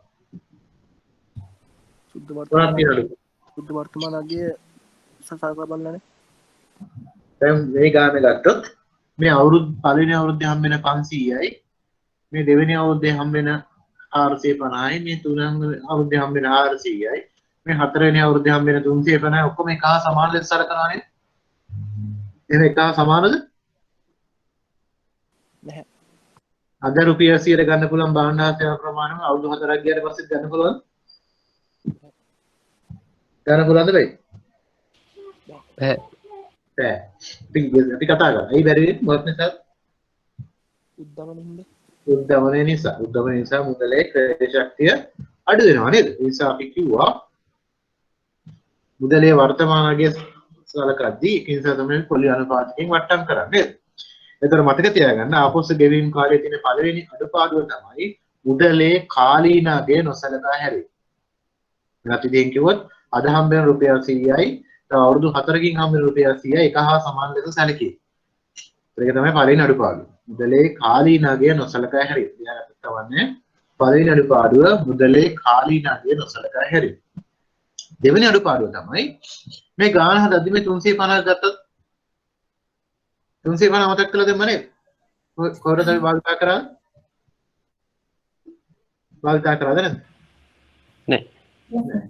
ඊළඟ අඩුපාඩුව තමයි ආපසු ගෙවීම් කාලයෙන් පසු ලැබෙන මුදල් ප්‍රවාහයන් නොසලකා හැරීම. ඊළඟ අඩුපාඩුව තමයි ආපසු ගෙවීම් කාලයෙන් පසු ලැබෙන මුදල් ප්‍රවාහයන් නොසලකා හැරේ. දැන් පැහැදිලිද? අඩුපාඩු දෙකයි. එකක් මුදලේ කාලිනගේ නොසලකා හැරීම. දෙවෙනි අඩුපාඩුව තමයි ආපසු ගෙවීම් කාලයෙන් පසු ලැබෙන මුදල් ප්‍රවාහයන් නොසලකා හැරීම. දැන් මේක තමයි මේ ක්‍රමයේ තියෙන අඩුපාඩු. පැහැදිලිද? පැහැදිලි නේද? හරි. එහෙනම් අපි දැන් ආපසු ගෙවීම් කාලේ කතා කරලා අවසන්. ඉතින් ආපසු ගෙවීම් කාලේ අපි ඉගෙන ගත්තා. ආපසු ගෙවීම් කාලය කියන්නේ මොකක්ද? ගණන් හදාන්න ඉගෙන ගත්තා. ඊට අමතරව ඒකේ තියෙන අවාසි ඉගෙන ගත්තා. මේකේ තියෙන වාසි මොනවද? තියෙන වාසි. සරලයි. ඔව්. ගණන් හදන්න ලේසියි නේද? සරලයි, තේරුම් ගන්න පහසුයි. ඒක මේකේ තියෙන ක්‍රමයේ තියෙන වාසි. හරි. එහෙමනම් මේ ක්‍රමයේ තිබ්බ අඩුපාඩු නිසා තව ක්‍රමයක් හොයාගත්තා. ඒකට අපි කියනවා වට්ටම් කළ ආපසු ගෙවීම් කාලය කියලා. ඊළඟ ක්‍රමය තමයි වට්ටම් කළ ආපසු ගෙවීම් කාලය. ඒත් වට්ටම් කළ ආපසු ගෙවීම් කාලයේ තියෙන විශේෂත්වය තමයි ආපසු ගෙවීම් කාලය හොයන්න කලින් සියලුම මුදල් ප්‍රවාහයන්ගේ වර්තමානාංගය හොයලා තමයි මේ විදිහට ආපසු ගෙවීම් කාලය හොයන්නේ. ඒක තමයි එකම වෙනස. කොහොමද තමයි මේ මුදල් ප්‍රවාහයන් කිරීම ගන්න නැතුව ඒකදී මේ මුදල් ප්‍රවාහයන් ඉස්සෙල්ලා වට්ටම් කරලා වට්ටම් කිරීම කියන්නේ සියලු මුදල් ප්‍රවාහයන්ගේ වර්තමානාංගය හොයලා තමයි ගාන ගන්න පටන් ගන්නේ. හරි. එහෙමනම් ඒකත් ගානකින් බලමු. එක්සෑම් එක අපි ගානක් මහා දෙමු.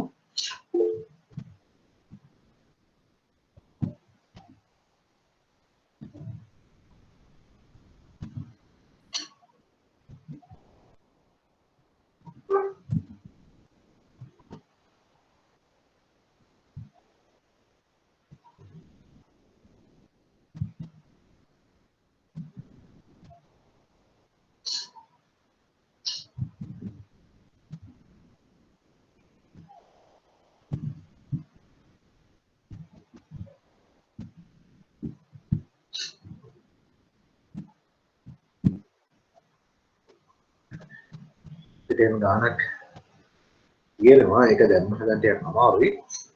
ඒ නිසා අපි මේ ගාන මොකද දැන් හදපු ගානෙම හිතමු. මේ ව්‍යාපෘතියේ බර තිබු ප්‍රාර්ථන පිළිවෙල 10 කියලා සූපකල්පනය කරනවා. මේ ව්‍යාපෘතියේ මේ කවන්නේ ගානේ තියෙනවා නේ ගාන දීලා තියෙනවා. වීඩියෝ මේ ගාන හදලා මේ නිටි නේද? මේක දීලා තියෙනවා සමාගමේ මූර්ත ප්‍රාග්ධන පිරිවැය 5යි ඉදිරි වසර තුල වාර්ෂික උද්‍යම අනුපාතිකය 6.67යි කියලා කියනවා. ඔයාලට ඉගෙනගෙන තියෙනවද මූර්ත දල ජාතික නිෂ්පාදිතයයි නාමික දල ජාතික නිෂ්පාදනය කියලා තියෙනවා. තීරණය. real GDP සහ nominal GDP කියලා දෙයක් ඉගෙන ගත්තද නැත්නම්? ඉගෙන ගත්තද? අහලා තියෙනවා. ඒ දෙක වෙනස මොකක්ද?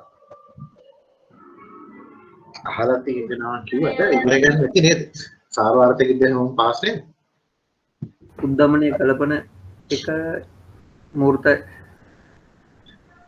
මූර්ත කියලා කියන්නේ උද්දමනය නැති වුණා. මූර්තයකට උද්දමන අනුපාතය යොදු කරාම තමයි නාමිකය. හොඳට මතක තියාගන්න ප්‍රාග්ධන අයවැය කරන ගණන් වලදී අපි හැමතිස්සෙම වට්ටම් කරන්න භාවිතා කරන්නේ නාමික ප්‍රාග්ධන පිරිවෙල. මොකද වට්ටම් කරන්න භාවිතා කරන්නේ නාමික ප්‍රාග්ධන පිරිවෙල. නාමික ප්‍රාග්ධන පිරිවෙල කියන්නේ මූර්ත ප්‍රාග්ධන පිරිවෙලට එකතු කරන්න ඕනේ උද්දමන අනුපාතිකය. සමීකරණය පොඩ්ඩක් ලියාගමු.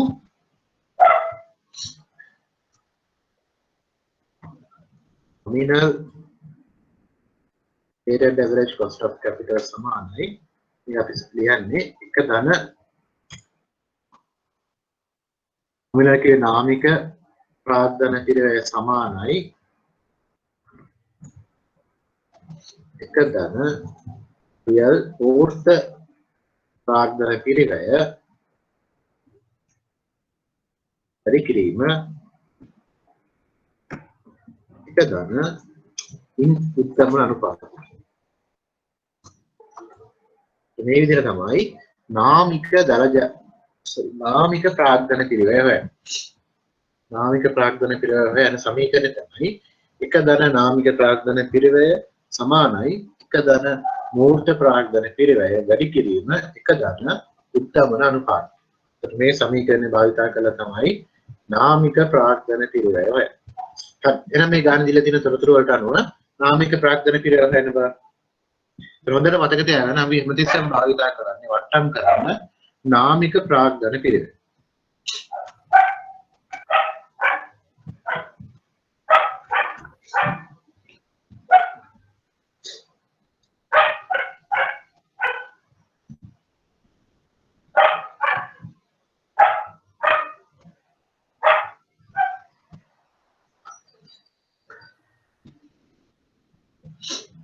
සමාවෙන්නනේ මම ඉංග්‍රීසියෙන් ටයිප් කරන්නේ කවන්නේ නැහැ ඔලක් නැහැ නේද? ඔකට ඉංග්‍රීසි තේරෙනවා නේද පොඩ්ඩක්? සිංහලෙන් ටයිප් කරන්න බැරි නිසා තමයි ඉංග්‍රීසියෙන් ටයිප් කරන්නේ. ඔලක් නැහැ නේද? එක ධන නාමික ප්‍රාග්ධන පිරිවැය සමානයි එක ධන මූර්ත ප්‍රාග්ධන පිරිවැය වැඩි කිරීම එක ධන උද්දමන අනුපාතය. මතක තියාගන්න හැමතිස්සෙම අපි වට්ටම් කරන්නේ නාමික ප්‍රාග්ධන පිරිවැය භාවිතා කරනවා. එවනම් ඉල දින තොරතුරු වලට අනුව යන පුළුවන් එක ධන මිනල්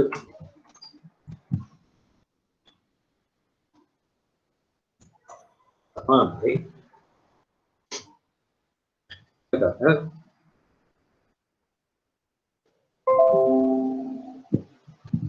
මූර්ත අපිට දීලා දෙනවා මූර්තගේ 5%යි නේද? version 5 ඉකිරීම එක ධන version මේක අපිට දීලා තියෙන්නේ එහෙනම් සුළු කළා උත්තරේ කියන බලන්න 1.11667 බලමු කනිට ඇත්ත කරමු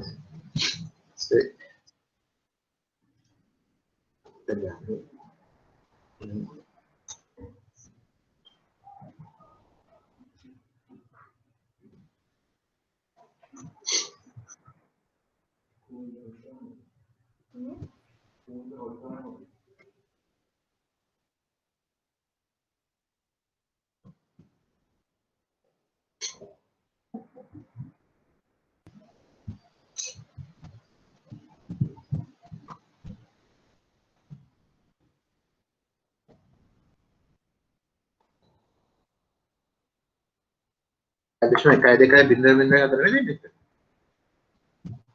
ගන්න. සමානයි. 1.1 දෙක නේද උත්තරේ. අපි දශම බිඳ බිඳ හතර අමතක කරොත් මේක නේද උත්තරේ. හරි. එතකොට අපිට පුළුවන් මේ ධන එක අයින් කරන්න මේ පැත්තට ගෙනියන්න. මොකද nominal සමානයි addition එකයි දෙක අර කිරීම එක නේද මේ ධන මේ පැත්තේ මේක අපි එහා පැත්තට ගෙනියන්න.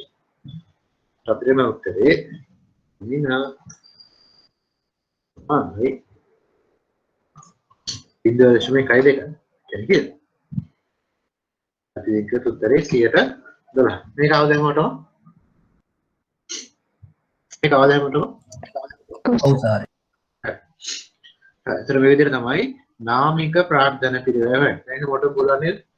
ප්‍රගානක මූර්ත ප්‍රාග්ධන පිරිවැය දුන්නොත් ඒක නාමික ප්‍රාග්ධන පිරිවැය වලට හරව ගන්න.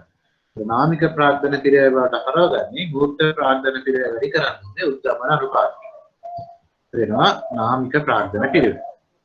දැන් අපි හොයාගත්තා ප්‍රාග්ධන පිරිවැය.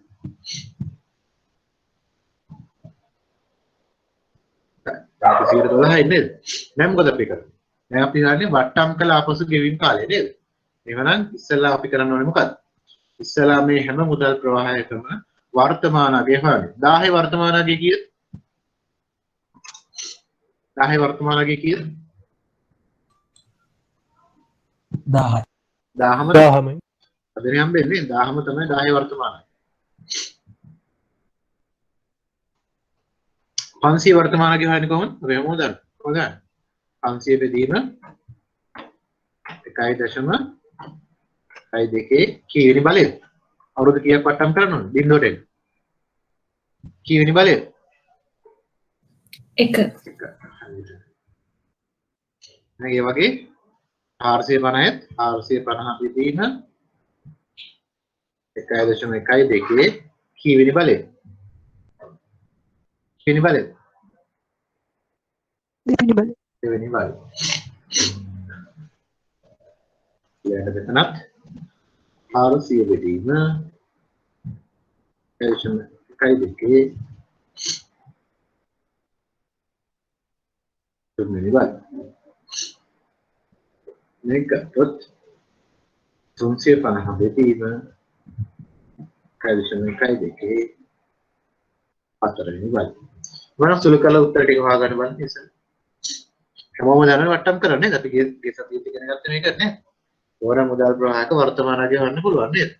ඒතර මේ 250 මේ 500 450 400 350 ගත්තොත් මේක වාර්ෂිකයක්ද?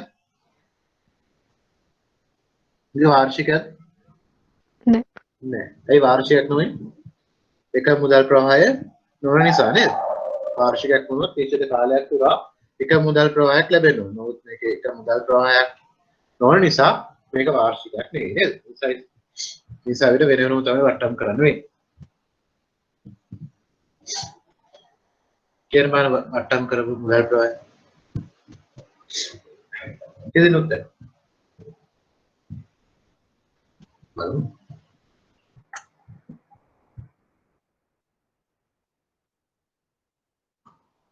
ආර්ශත්‍රිසය අවධමට දශම ස්ථාන දෙක ගන්න. ඊළඟ ගත්තොත්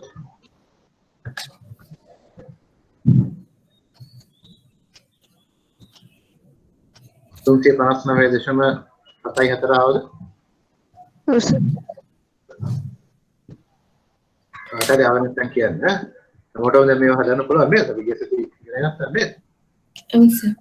284.71 ආවද? ඔව් සර්.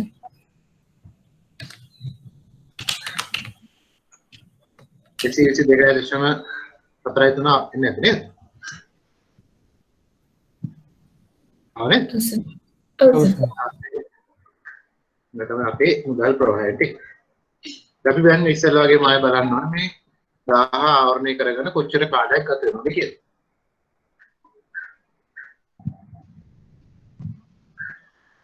ඒතර පරිදි අවුරුදු කීයක් හම්බ වෙනවද? 446.43. පරිණාම අවුරුද්දෙන් ආවරණය වෙන්නේ නැහැ.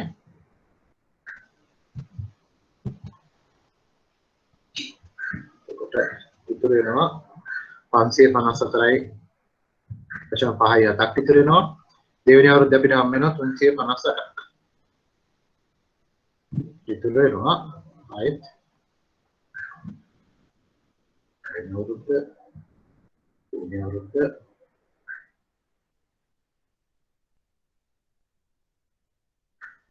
සියනෝපාක් ඉතුරු වෙනවා නේද? මුත් 194.83 අපිට ආවරණය කරගන්නවා 284.71ක් හම්බ වෙනවා. නිසා ආයෙත් අවුරුදු දෙකයි මාස ගාන බලන්න අපිට ආවරණය කරගන්න ඕනේ 194යි 0.83ක් අපිට හම්බ වෙනවා 284.71. උත්තරය ඇවිල්ලා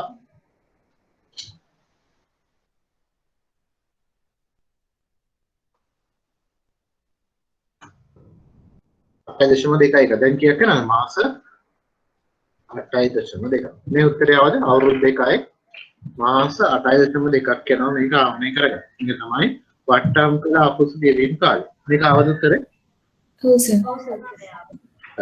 ඒ වට්ටම් කළ අපුසු ගෙවීම් කාලය අවුරුදු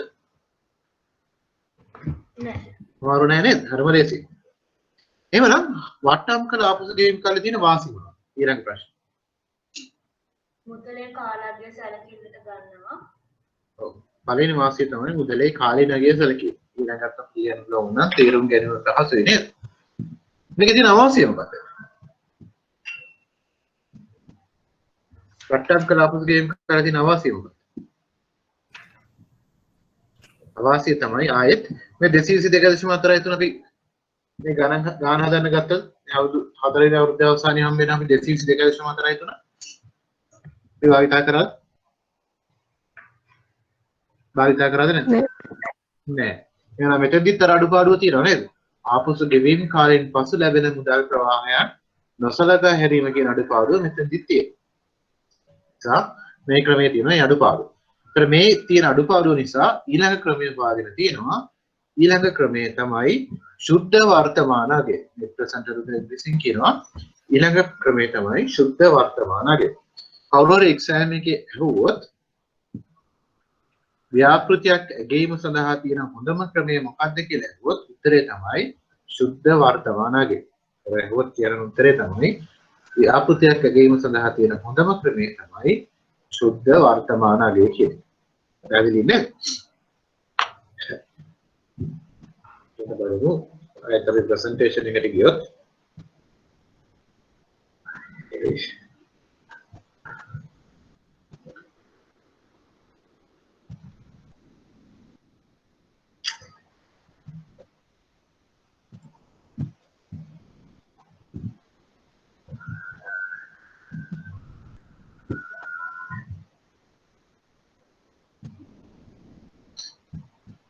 අපි ආපසු ගේම් කාලේ කතා කරා. මේ ගාන තියෙනවා ගෙදරදී හදලා බලන්න මේ උත්තරේ එනවාද කියලා අද විදිහක් තියෙනවා නේද? උත්තරේ එනවා කියලා පොඩ්ඩක් බලන්න. එතන වාසිය අපි කතා කරා, අවාසිය අපි කතා කරා. ඊළඟ අපි වට්ටම් කළා ආපසු ගේම් කාලේ කතා කරා. උතන ගානක් තියෙනවා ගෙදර ගිහින් හදලා බලන්න.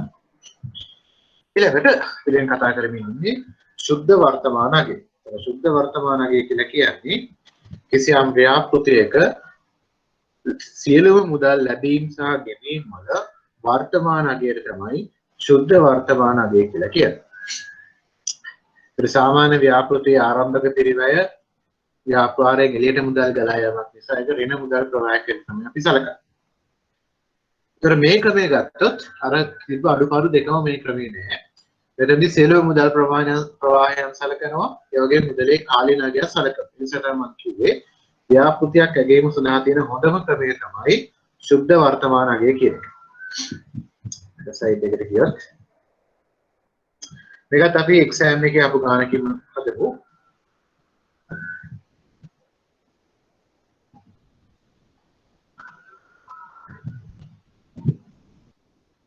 මේක මේ ගාන මොකද?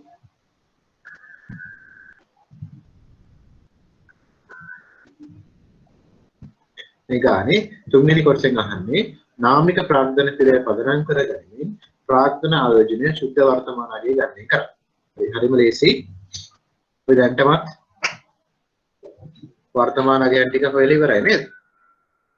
සියලු මුදල් ප්‍රවාහයන් වල වර්තමාන අගයන් ටික හොයලා ඉවරයි. අපි නිර්වචනය කොහොමද තිබ්බේ? සුද්ධ වර්තමාන අගය කියන එකේ නිර්වචනය මොකක්ද? මොකද නිර්වචනය?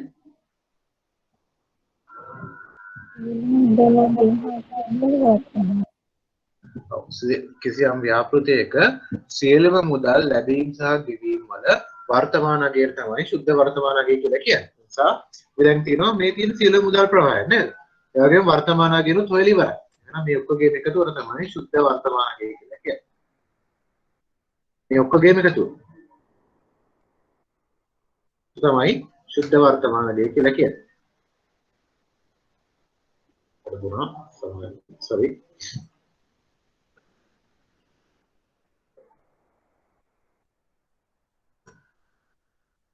මේ ඔක්කොගේම එකතුව තමයි සුද්ධ වර්තමාන අගය කියලා කියන්නේ. ඒ උත්තරේ 312.31. මේ උත්තරේ ආවේ මොකටද? එකතු කරාම සුද්ධ වර්තමාන අගය වෙන එක අමාරුද? නෑ. නෑ හරිම ලේසි නේද? එකම දේ වර්තමාන අගයෙන් හැම දැනගෙන ඉන්න එච්චරයි. 312.31 කියලා ලිව්වොත් මේ ගන්න ලකුණු පහක් හම්බ වෙනවා නේද? එක ලකුණක් අඩු කරන්න වෙනවා. ඇයි? හේතුව කාටද කියන්නේ? මිලියන මොකද?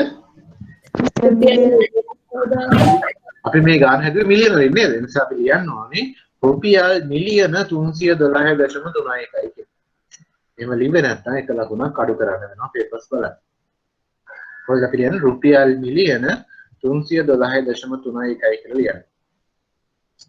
හරි. හතර පේනදී හරිම ලේසියි සුද්ධ වර්තමානගේ හොයන්න නේද?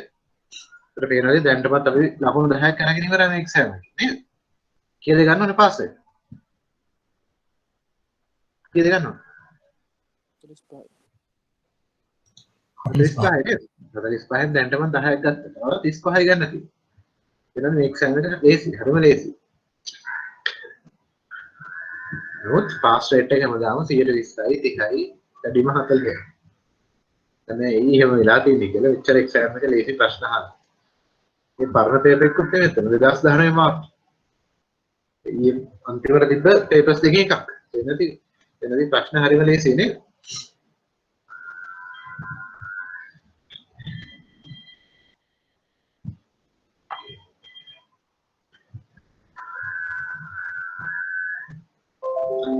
ඊළඟට එවනම් ඊළඟ ප්‍රශ්නේ සුද්ධ වර්තමාන අගය තියෙන වාසි මොනවද? සුද්ධ වර්තමාන අගය ක්‍රමයේ තියෙන වාසි මොනවද? එහෙනම් සමේ ප්‍රශ්න කවු? මොකද උත්තරේ? මේ කාලවර්තනයෙන් උත්තරේ තමයි මුදලේ කාලීන අගය සැලකීම සහ සියලුම මුදල් ප්‍රවාහයන් සැලකීම තමයි මේ ක්‍රමයේ තියෙන වාසි. ඊළඟට මේ ක්‍රමයේ තියෙන වාසි මොනවද? බැලුවට මේ ක්‍රමය අවශ්‍ය නැහැ. ඒ නිසා තමයි මම කිව්වේ ඒක තමයි ව්‍යාපෘතියක් ගෙවීම සඳහා තියෙන හොඳම ක්‍රමය කියලා. ඉස්සෙල්ලා කියන නමත කොනවා ආපසු ගෙවීම් කාලය යටතේ ව්‍යාපෘතියක් තෝරගන්නේ කොහොමද? අපිට කියන්න පුළුවන්. වට්ටම් කළ ආපසු ගෙවීම් කාලය සහ ආපසු ගෙවීම් කාලය යන ක්‍රම දෙක ගත්තොත් ඒ ක්‍රම දෙකේදීම ව්‍යාපෘතියක් අපි කොහොමද තෝරන්නේ? අඩුම කාලයක් ගත කරන ව්‍යාපෘති තෝරගන්න. ඔව්. දැන් අපි ආයෝජනය කරන මුදල අඩුම කාලයකින් ආවරණය වන ව්‍යාපෘති තමයි අපි තෝරගන්නේ. වෙන ව්‍යාපෘති දෙකක් තියෙනවා. තියෙනවා ව්‍යාපෘති දෙකක්. A සහ B කියලා. මේ දෙකේම payback period එක අපසු ගෙවීම් කාලය A කියන ව්‍යාපෘතිය ගත්තොත් අවුරුදු 4යි. B කියන ව්‍යාපෘතිය ගත්තොත් අවුරුදු 3යි. මොන ව්‍යාපෘතිය තෝරන්නේ? ඒ ප්‍රශ්නයක ඒ වගේ ප්‍රශ්න තහනම්. B. තෝර ගන්න ඕනේ B කියන ව්‍යාපෘතිය නේද? එයි ඒක තමයි අඩුම කාලයකින් අපි ආයෝජනය කරන මුදල හොයාගන්න පුළුවන් ව්‍යාපෘතිය නේද? අපි තෝර ගන්න ඕනේ B කියන ව්‍යාපෘතිය. ඒ වගේ ප්‍රශ්නත් එක්සෑම් එකේ එනවා. ඊළඟට NPV ක්‍රමයටදී ව්‍යාපෘතියක් තෝරගන්නේ කොහොමද? ඊළඟ ප්‍රශ්න. NPV ක්‍රමයටදී ව්‍යාපෘතියක් තෝරගන්නේ කොහොමද? NPV ධනාගයක් ගන්න ව්‍යාපෘති. ස්වාධීන ව්‍යාපෘති දෙකක් නම් ඒ දෙකම ධනාගයක් තියෙනවා නම් ඒ දෙකම තෝරගන්නවා. අන්වන වශයෙන් බහිස්කාරී නම් වැඩිම අගයක් තියෙන එක තෝරගන්න. ඔව් හරියටම හරි. අපි දු ආයෙත් AB කියලා ව්‍යාපෘති දෙකක් තියෙනවා. NPV මේ ව්‍යාපෘතියේ ධන 150යි. ව්‍යාපෘති තුනක් තියෙනවා කියලා C කියලා එකක් තියෙනවා. B කියන ව්‍යාපෘතියේ NPV අගය 50යි. C කියන ව්‍යාපෘතියේ NPV අගය ඍණ 100යි. 150යි 50යි 100යි. ඒතර NPV ක්‍රමයේ ව්‍යාපෘතියක් තෝරගatti ඉස්සෙල්ලාම බලන්න ඕනේ ව්‍යාපෘතියක ස්වාධීන එකක්ද ඉන්ඩිපෙන්ඩන්ට් එකක්ද ස්වාධීන එකක්ද මියුචුවල් එක්ස්ක්ලූසිව් එකක්ද කියලා. යම්නෝන වශයෙන් බහිෂ්කාර ව්‍යාපෘතිය අධිකලි ඉස්සෙල්ලා බලන්න. ඉස්සෙල්ලා අපි බලන්න ඕනේ ව්‍යාපෘතියේ ස්වාධීන එකක්ද අන්‍යෝන්‍ය වශයෙන් බහිෂ්කාර ව්‍යාපෘතියක්ද කියලා. ඒතර ව්‍යාපෘතිය ස්වාධීන නම් අපි ධන NPV අගයක් ගන්නා සියලුම ව්‍යාපෘතිවල මුදල් ආයෝජනය කළ යුතුයි. NPV අගය ධනාගයක් ගන්නවා නම් ඒ ධනාගයක් ගන්නා සියලුම ව්‍යාපෘතිවල අපි මුදල් ආයෝජනය කරන්න ඕනේ. මේ උදාහරණයක් අනුව ABC තුනෙන් අපි මොනවද ආයෝජනය කරන්නේ? අපිට මේ ABC කියන තුනම ස්වාධීන ව්‍යාපෘති. එහෙනම් අපි තෝරගන්න ව්‍යාපෘති මොනවද? A හා B. A හා B. A and B දෙකම අපි තෝරගන්න. එයි දෙකේම NPV අගයන් ධනාගයක් ගන්න නිසා. අන්‍යෝන්‍ය වශයෙන් බහිෂ්කාර නම් අපි තෝරගන්න ඕනේ වැඩිම NPV අගයක් සහිත ව්‍යාපෘති. මේ උදාහරණයක් අපි තෝරගන්න ඕනේ A කියන පැහැදිලිද? C කියන ව්‍යාපෘතිය අපි කොහොමවත් ගන්නෙ නෑ මොකද ඍණ අගයක් ගන්න නිසා. එතන මේ C කියන ව්‍යාපෘතියේ මුදල් ආයෝජනය කරොත් වෙන්න පුළුවන් ප්‍රශ්න. අද ගැටලු. ආයෝජනය කළ මුදලවත් පියව ගන්න විදියක් නැහැ. ඔව් ඒ කියන්නේ මේ ව්‍යාපෘතිය ආයෝජනය කරොත් අයිතිකරුවන්ගේ ධනය මේ ප්‍රමාණයෙන් අඩු වෙනවා කියන එක තමයි මේකෙන් කියන්නේ. මේ වෙන 100 ප්‍රමාණයෙම අයිතිකරුවන්ගේ ධනය අඩු වෙනවා. ඒක තමයි මේකෙන් කියන්නේ. මේ 150 කියන ව්‍යාපෘතිය තෝරගත්තොත් ඒ ප්‍රමාණයෙන් අයිතිකරුවන්ගේ ධනය වැඩි වෙනවා. අපි කොයි වෙලාවකත් අයිතිකරුවන්ගේ ධනය අඩු වෙන දෙයක් කරනවා මූල්‍ය කළමනාකරණය කරනවා කරන්නේ අපේ අරමුණ තමයි අපේ අයිතිකරුවන්ගේ ධනය උපරිම කිරීම. ඒ නිසා C කියන ව්‍යාපෘතියේ කොයිම අවස්ථාවකවත් අපි තෝරගන්නේ නැහැ. අපි තෝරගන්නේ A සහ B කියන ව්‍යාපෘතිය. A සහ B කියන ව්‍යාපෘතිය මුදල් ආයෝජනය කරලා අයිතිකරුවන්ගේ ධනය වැඩි වෙනවා. දැන් පැහැදිලිද? අපි දන්නවා NPV කියන්නේ මොකක්ද? ගණන් හදන්න දන්නවා, වාසි සහ අවාසි දන්නවා, ව්‍යාපෘතිය තෝරගන්න දන්නවා. පුළුවන් ද මේ එක්සෑම් එක આવත් හදන්න?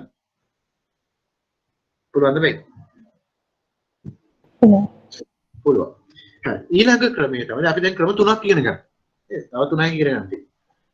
ඊළඟ ක්‍රමය තමයි IRR ක්‍රමය කියන්නේ. IRR කියලා කියන්නේ internal rate of return.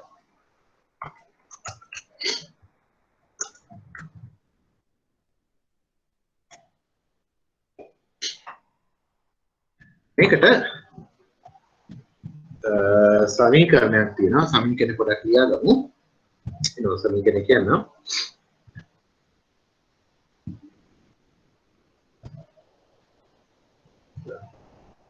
සමීකරණ නැතුව හදන්න පුළුවන්. අපි ඉස්සර සමීකරණ බලලා සමීකරණ නැතුව හදන්න බලමු පස්සේ.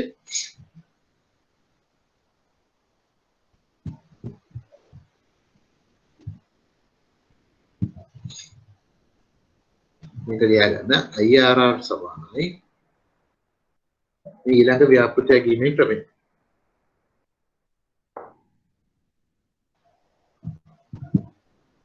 RA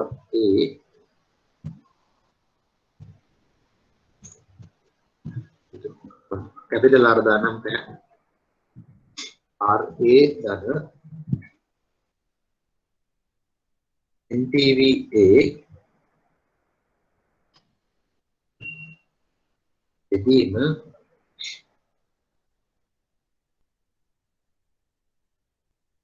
NPVA අඩු කිරීම NPVB මේ සම්පූර්ණ එක ඊවසේ වැඩි කරන්න ඕනේ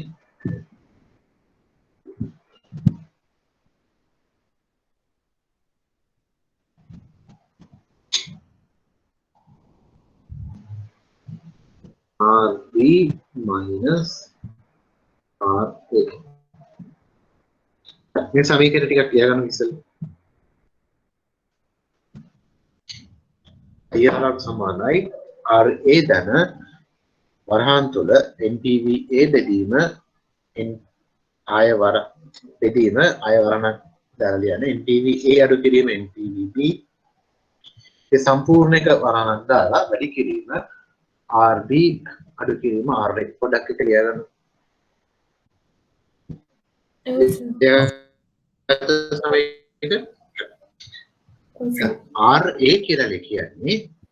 RA කියලා කියන්නේ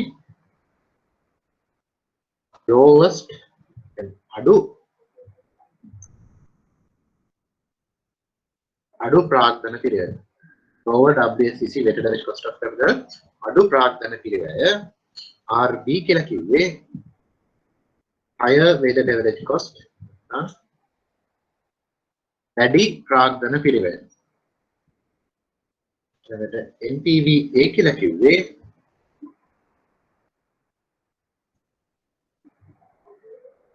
A weighted average cost of capital එක යටතේ calculate කරපු NPV වලට. කියන්නේ A කියන ප්‍රාග්ධන පිරිවැය භාවිතා කරලා NPV හෙව්වොත් ඒකට තමයි NPVA කියලා කිව්වේ.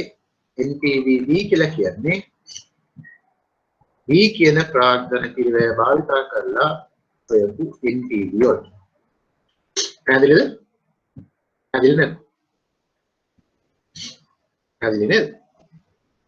ඒ තමයි සමීකරණේ කියන දේවල්. RA කියලා කිව්වේ අඩු ප්‍රාග්ධන පිරවය, RB කියලා කිව්වේ වැඩි ප්‍රාග්ධන පිරවය, NPV A කියලා කිව්වේ A ප්‍රාග්ධන පිරවය යටතේ NPV හෙව්වොත් ඒක තමයි NPV A කියලා කිව්වේ. NPV B කියලා කිව්වේ B කියන ප්‍රාග්ධන පිරවය යටතේ හොයපු NPV අගයට. ඒතර මේ NPV A සහ NPV B ගත්තොත් වැඩි අගයක් වැඩි වටිනාකමක් තියෙන මොකද? කල්පනා කරලා කියන්න බෑ. වැඩි අගයක් තියෙනව නේද? NPV A සහ NPV B ඒ වල ඒද B? ඒ ඇයි එහෙම උනේ? අපි දන්නවා මූල්‍ය කළමනාකරණයේ සම්බන්ධතාවය මොකක්ද? මොකක්ද සම්බන්ධතාවය? ඉස්සෙල්ලා කතා කරා. මූල්‍ය කළමනාකරණයේ සම්බන්ධතාවය මොකක්ද? පොලි අනුපාතිකයි වටිනාකම අතර තියෙන්නේ මොන වගේ සම්බන්ධතාවයක්ද? ප්‍රතිලෝම. ඔය ඉන්න සම්බන්ධතාවයක් නේද? ප්‍රාර්ථනික වේගය අඩු වෙන්න වටිනාකම වැඩි වෙනවා නේද? එහෙනම් NPV IRR ගානක් හදද්දී ප්‍රාග්ධන පිරවයන් දෙකක් යටතේ ඉස්සල්ලාම NPV ගාන දෙකක් හොයා ගන්න ඕනේ. අපි දැන් මොකද කරේ? මෙතන අපි 112 යටතේ NPV ගානක් හොයාගත්තා නේද? 112 යටතේ අපි NPV ගානක් හොයාගත්තා. උත්තරය ආවා අපිට 312 7 31ක් කියලා. 112 යටතේ අපිට උත්තරයක් ආවා 312 7 31යි කියලා. එවන ඊළඟ පියවර තමයි තව ප්‍රාග්ධන පිරවයක් අපිට උපකල්පනය කරන්න පුළුවන්. කැමති ගානක් අපි තුන් 130ක්. ඔයාලට කැමති ගානක් උපකල්පනය කරන්න පුළුවන්. දැන් ඊළඟ පියවර තමයි ප්‍රාග්ධන පිරවය 130ක් වුණොත් NPV වගේ කීයක් හොයන එක. හොයන්න බලන්න ප්‍රාග්ධන පිරවය 130ක් වුණොත් NPV කීයද කියලා හොයන්න බලන්න. ඔය ගාන මේ 12 වෙනකොට 30 දාන්න ඕනේ නේද? හොයන්න බලන්න.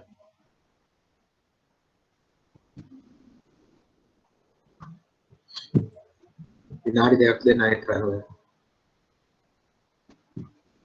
ෆයිනෑන්ස් වල ගණන් හදන්න තියෙනවා. ගණන් හදන්න පුළුවන් වෙනවා. මම දැන් බලන්න ප්‍රාග්ධන පිරවය 30ක් වුණොත් NPV වගේ කීයද කියලා. 312.3 කට වඩා වැඩි අගයක් වේද අඩු අගයක් වේද? මොන වගේ අගයක් වේද? කාටද කියන්න පුළුවන්? අඩු අගයක් අනිවාර්යෙන් එන්න ඕනේ නේද? දන්නවා පොලි අනුපාතික වැඩි වෙන වටිනාකම් අඩු වෙන්න ඕනේ කියලා නේද? ගාන හදන්න ටිකක් ලේසි. ධන NPV වගේක් සහ ඍණ NPV වගේක් කියන දෙකක් ගන්න පුළුවන්. මේ නිසා තමයි මම ටිකක් වැඩි ප්‍රාග්ධන පිරවයක් උපකල්පනය කරේ. බලමු කීයෙන් උත්තරේ කියලා.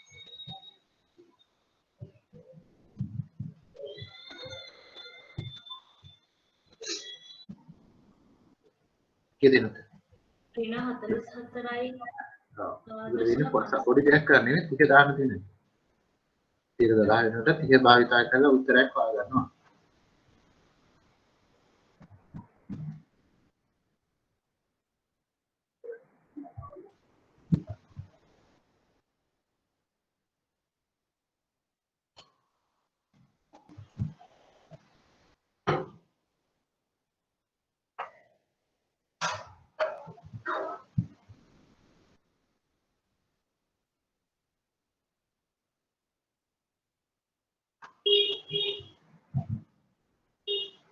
හැමතිස්සෙම දශම ස්ථාන දෙක කරා ගන්න.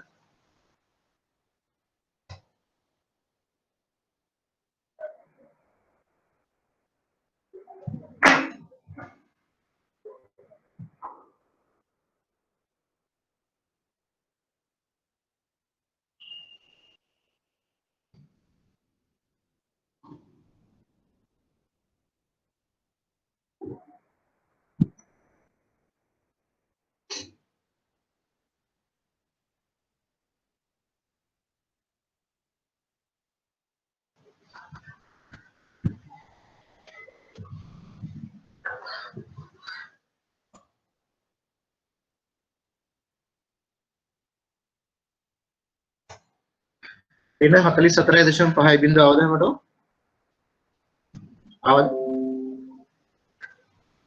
අවද මේ උත්තරය ඔව් එහෙනම් ඊට පස්සේ තියෙන අපිට මේ සමීකරණයට ඉලක්කම ආදේශ කරන්නේ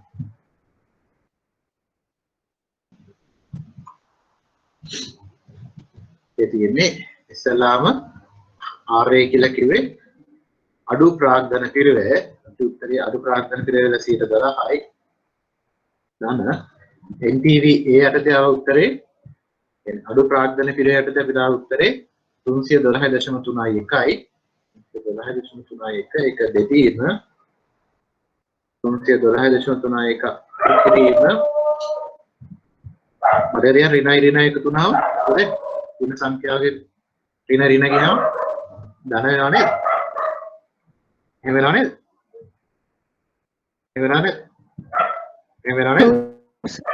312.31 කරේ ඇත්තටම 48.50 එකතු වෙනවා. ඊට මේක වැඩි කිරීම 0.3 අඩු කිරීම 0.2.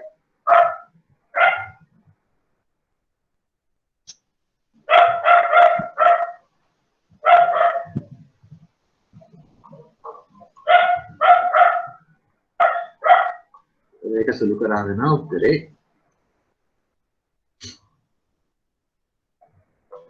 27.75ක් එනවද? මේක එන්නවනේ බලපන්. දැන් IRR ඇවිල්ලා 27.76. බලන්න මේ උත්තරයක් එනවද කියලා. ඒ කියන්නේ මොකක්ද වෙනත් විදිහකින්?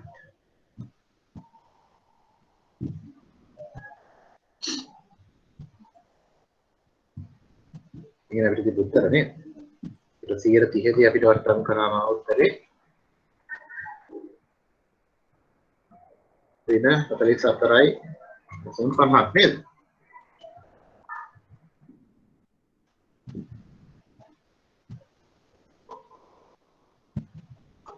වෙන 44.5ක්. 107.76 ආවද? කාටරි 107.76 ආවද? ආවද නැද්ද?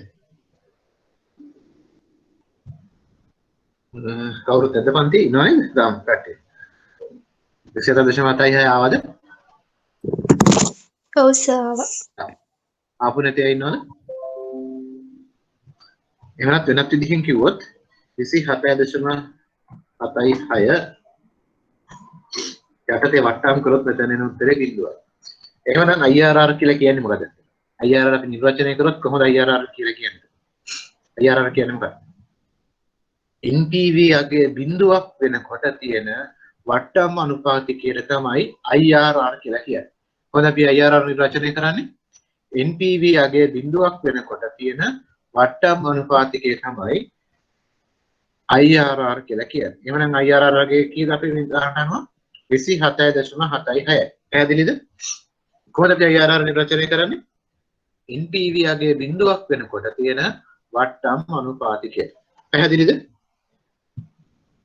පැහැදිලි නේද? ඔව් සර්. හරි. අපි දැන් අද මොනවද ඉගෙන ගත්තේ? ආපසු ගෙවීම් කාලය ඉගෙන ගත්තා, වට්ටම් කළ ආපසු ගෙවීම් කාලය ඉගෙන ගත්තා, NPV ඉගෙන ගත්තා, IRR ඉගෙන ගත්තා නේද? ඊළඟට බලමු IRR ක්‍රමයේ යටතේ ව්‍යාපෘතියක් තෝරගන්න විදිය. ඒතර මේ ක්‍රමයේ යටතේ ව්‍යාපෘතියක් තෝරගන්න ඉස්සල්ලාම බලන්න ඕනේ ඉන්ඩිපෙන්ඩන්ට් ස්වාධීන එකක්ද බහිෂ්කාරද කියලා. ඉස්සල්ලාම බලන්න ඕනේ.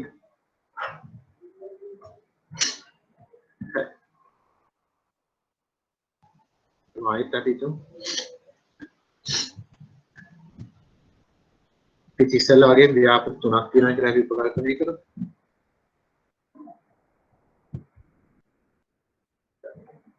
මේ ව්‍යාපෘති තුනේ IRR වගේක් තමයි මේ තියෙන්නේ. මේක අපි දුන්න 125යි. මේක 118යි. මේක අපි හිතමු 108යි. මේ සමාගමේ මේ තමයි ව්‍යාපෘති තුන තමයි මේ තියෙන්නේ. මේ ආයෝජනය කරන සමාගමේ ප්‍රාග්ධන පිළිවෙල පිටුම 112යි. මේක ලියා ගන්න ව්‍යාපෘති තුනක් තියෙනවා. ABC කියලා.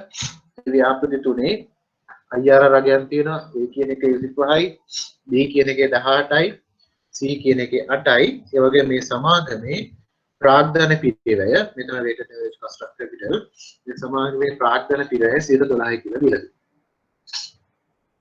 මේ තමයි දීලා තියෙන තොරතුරු. ලියාගත්තද මේක? ලියාගත්ත නැහැ. ඔව්. ඒතර මේ ක්‍රමයට අපි ඉස්සෙල්ලාම බලන්න ඕනේ සමාගමේ ප්‍රාග්ධන පිරිවැයයි IRR රගය සංසන්දනය කරන්න. හැමතිස්සෙම සංසන්දනය කරන්න ඕනේ අදාළ සමාගමේ ප්‍රාග්ධන පිරිවැයයි IRR රගය සංසන්දනය කරන්න ඕනේ. ඒතර ව්‍යාපෘති ස්වාධීන නම් බරතැබූ ව්‍යාපෘති ස්වාධීන නම් ප්‍රාග්ධන පිරිවැයට වඩා IRR රගය වැඩි සියලුම ව්‍යාපෘති වල මුදල් ආයෝජනය කරන්න ඕනේ. ව්‍යාපෘති ස්වාධීන නම් සහ ව්‍යාපෘති ස්වාධීන වෙනකොට ප්‍රාග්ධන පිරිවැයට වඩා වැඩි IRR රගයක් සහිත සියලුම ව්‍යාපෘති වල මුදල් ආයෝජනය කරන්න ඕනේ. එහෙමනම් අපි මොන ව්‍යාපෘති වල මුදල් ආයෝජනය කරන්නේ? ස්වාධීන නම් ඒ ඒ සහ සහ B. A සහ B කියන දෙකේම අපි මුදල් ආයෝජනය කරන්න ඕනේ මේ ක්‍රමයට. ඊළඟට අන්වන වශයෙන් බහිෂ්කාර නම් අපි වැඩිම IRR රගයක් තියෙන ව්‍යාපෘතිය තමයි මුදල් ආයෝජනය කරන්න ඕනේ. එහෙමනම් ආයෝජනය කරන්න ඕනේ මොකේද? ඒ කියන ව්‍යාපෘතිය නේද? ඒ විදිහට තමයි IRR ක්‍රමයේ යටතේ ව්‍යාපෘතියක් තෝරගන්න. IRR ක්‍රමයේ යටතේ ව්‍යාපෘතියක් තෝරගන්න අපි මොකද කරන්න ඕනේ? IRR අනුපාතයයි ප්‍රාග්ධන පිරිවැය සංසන්දනය කරන්න. සංසන්දනය කළා ප්‍රාග්ධන පිරිවැයට වඩා වැඩි IRR රගයක් තියෙන ව්‍යාපෘතිය තමයි අපි තෝරගන්න ඕනේ. පැහැදිලිද? පැහැදිලිද? පැහැදිලිද? ඔව් සර්. ඔව්. එහෙනම් දැන් දන්නවා IRR හොයන්න දන්නවා ව්‍යාපෘතිය තෝරගන්න දන්නවා. ඊළඟට තියෙනවා IRR ක්‍රමයේ තියෙන අඩුපාඩු. අපි IRR ක්‍රමයේ තියෙන අඩුපාඩු ඊළඟ සතියේ කතා කරමු. හැබැයි එදෙති මෙන්න මේ ගාන හදන්න බලන්න ඊළඟ සතියේ අපි කතා කරමු. මම මේ ටියුට් එක එවන්නම් අද හවසට කියලා.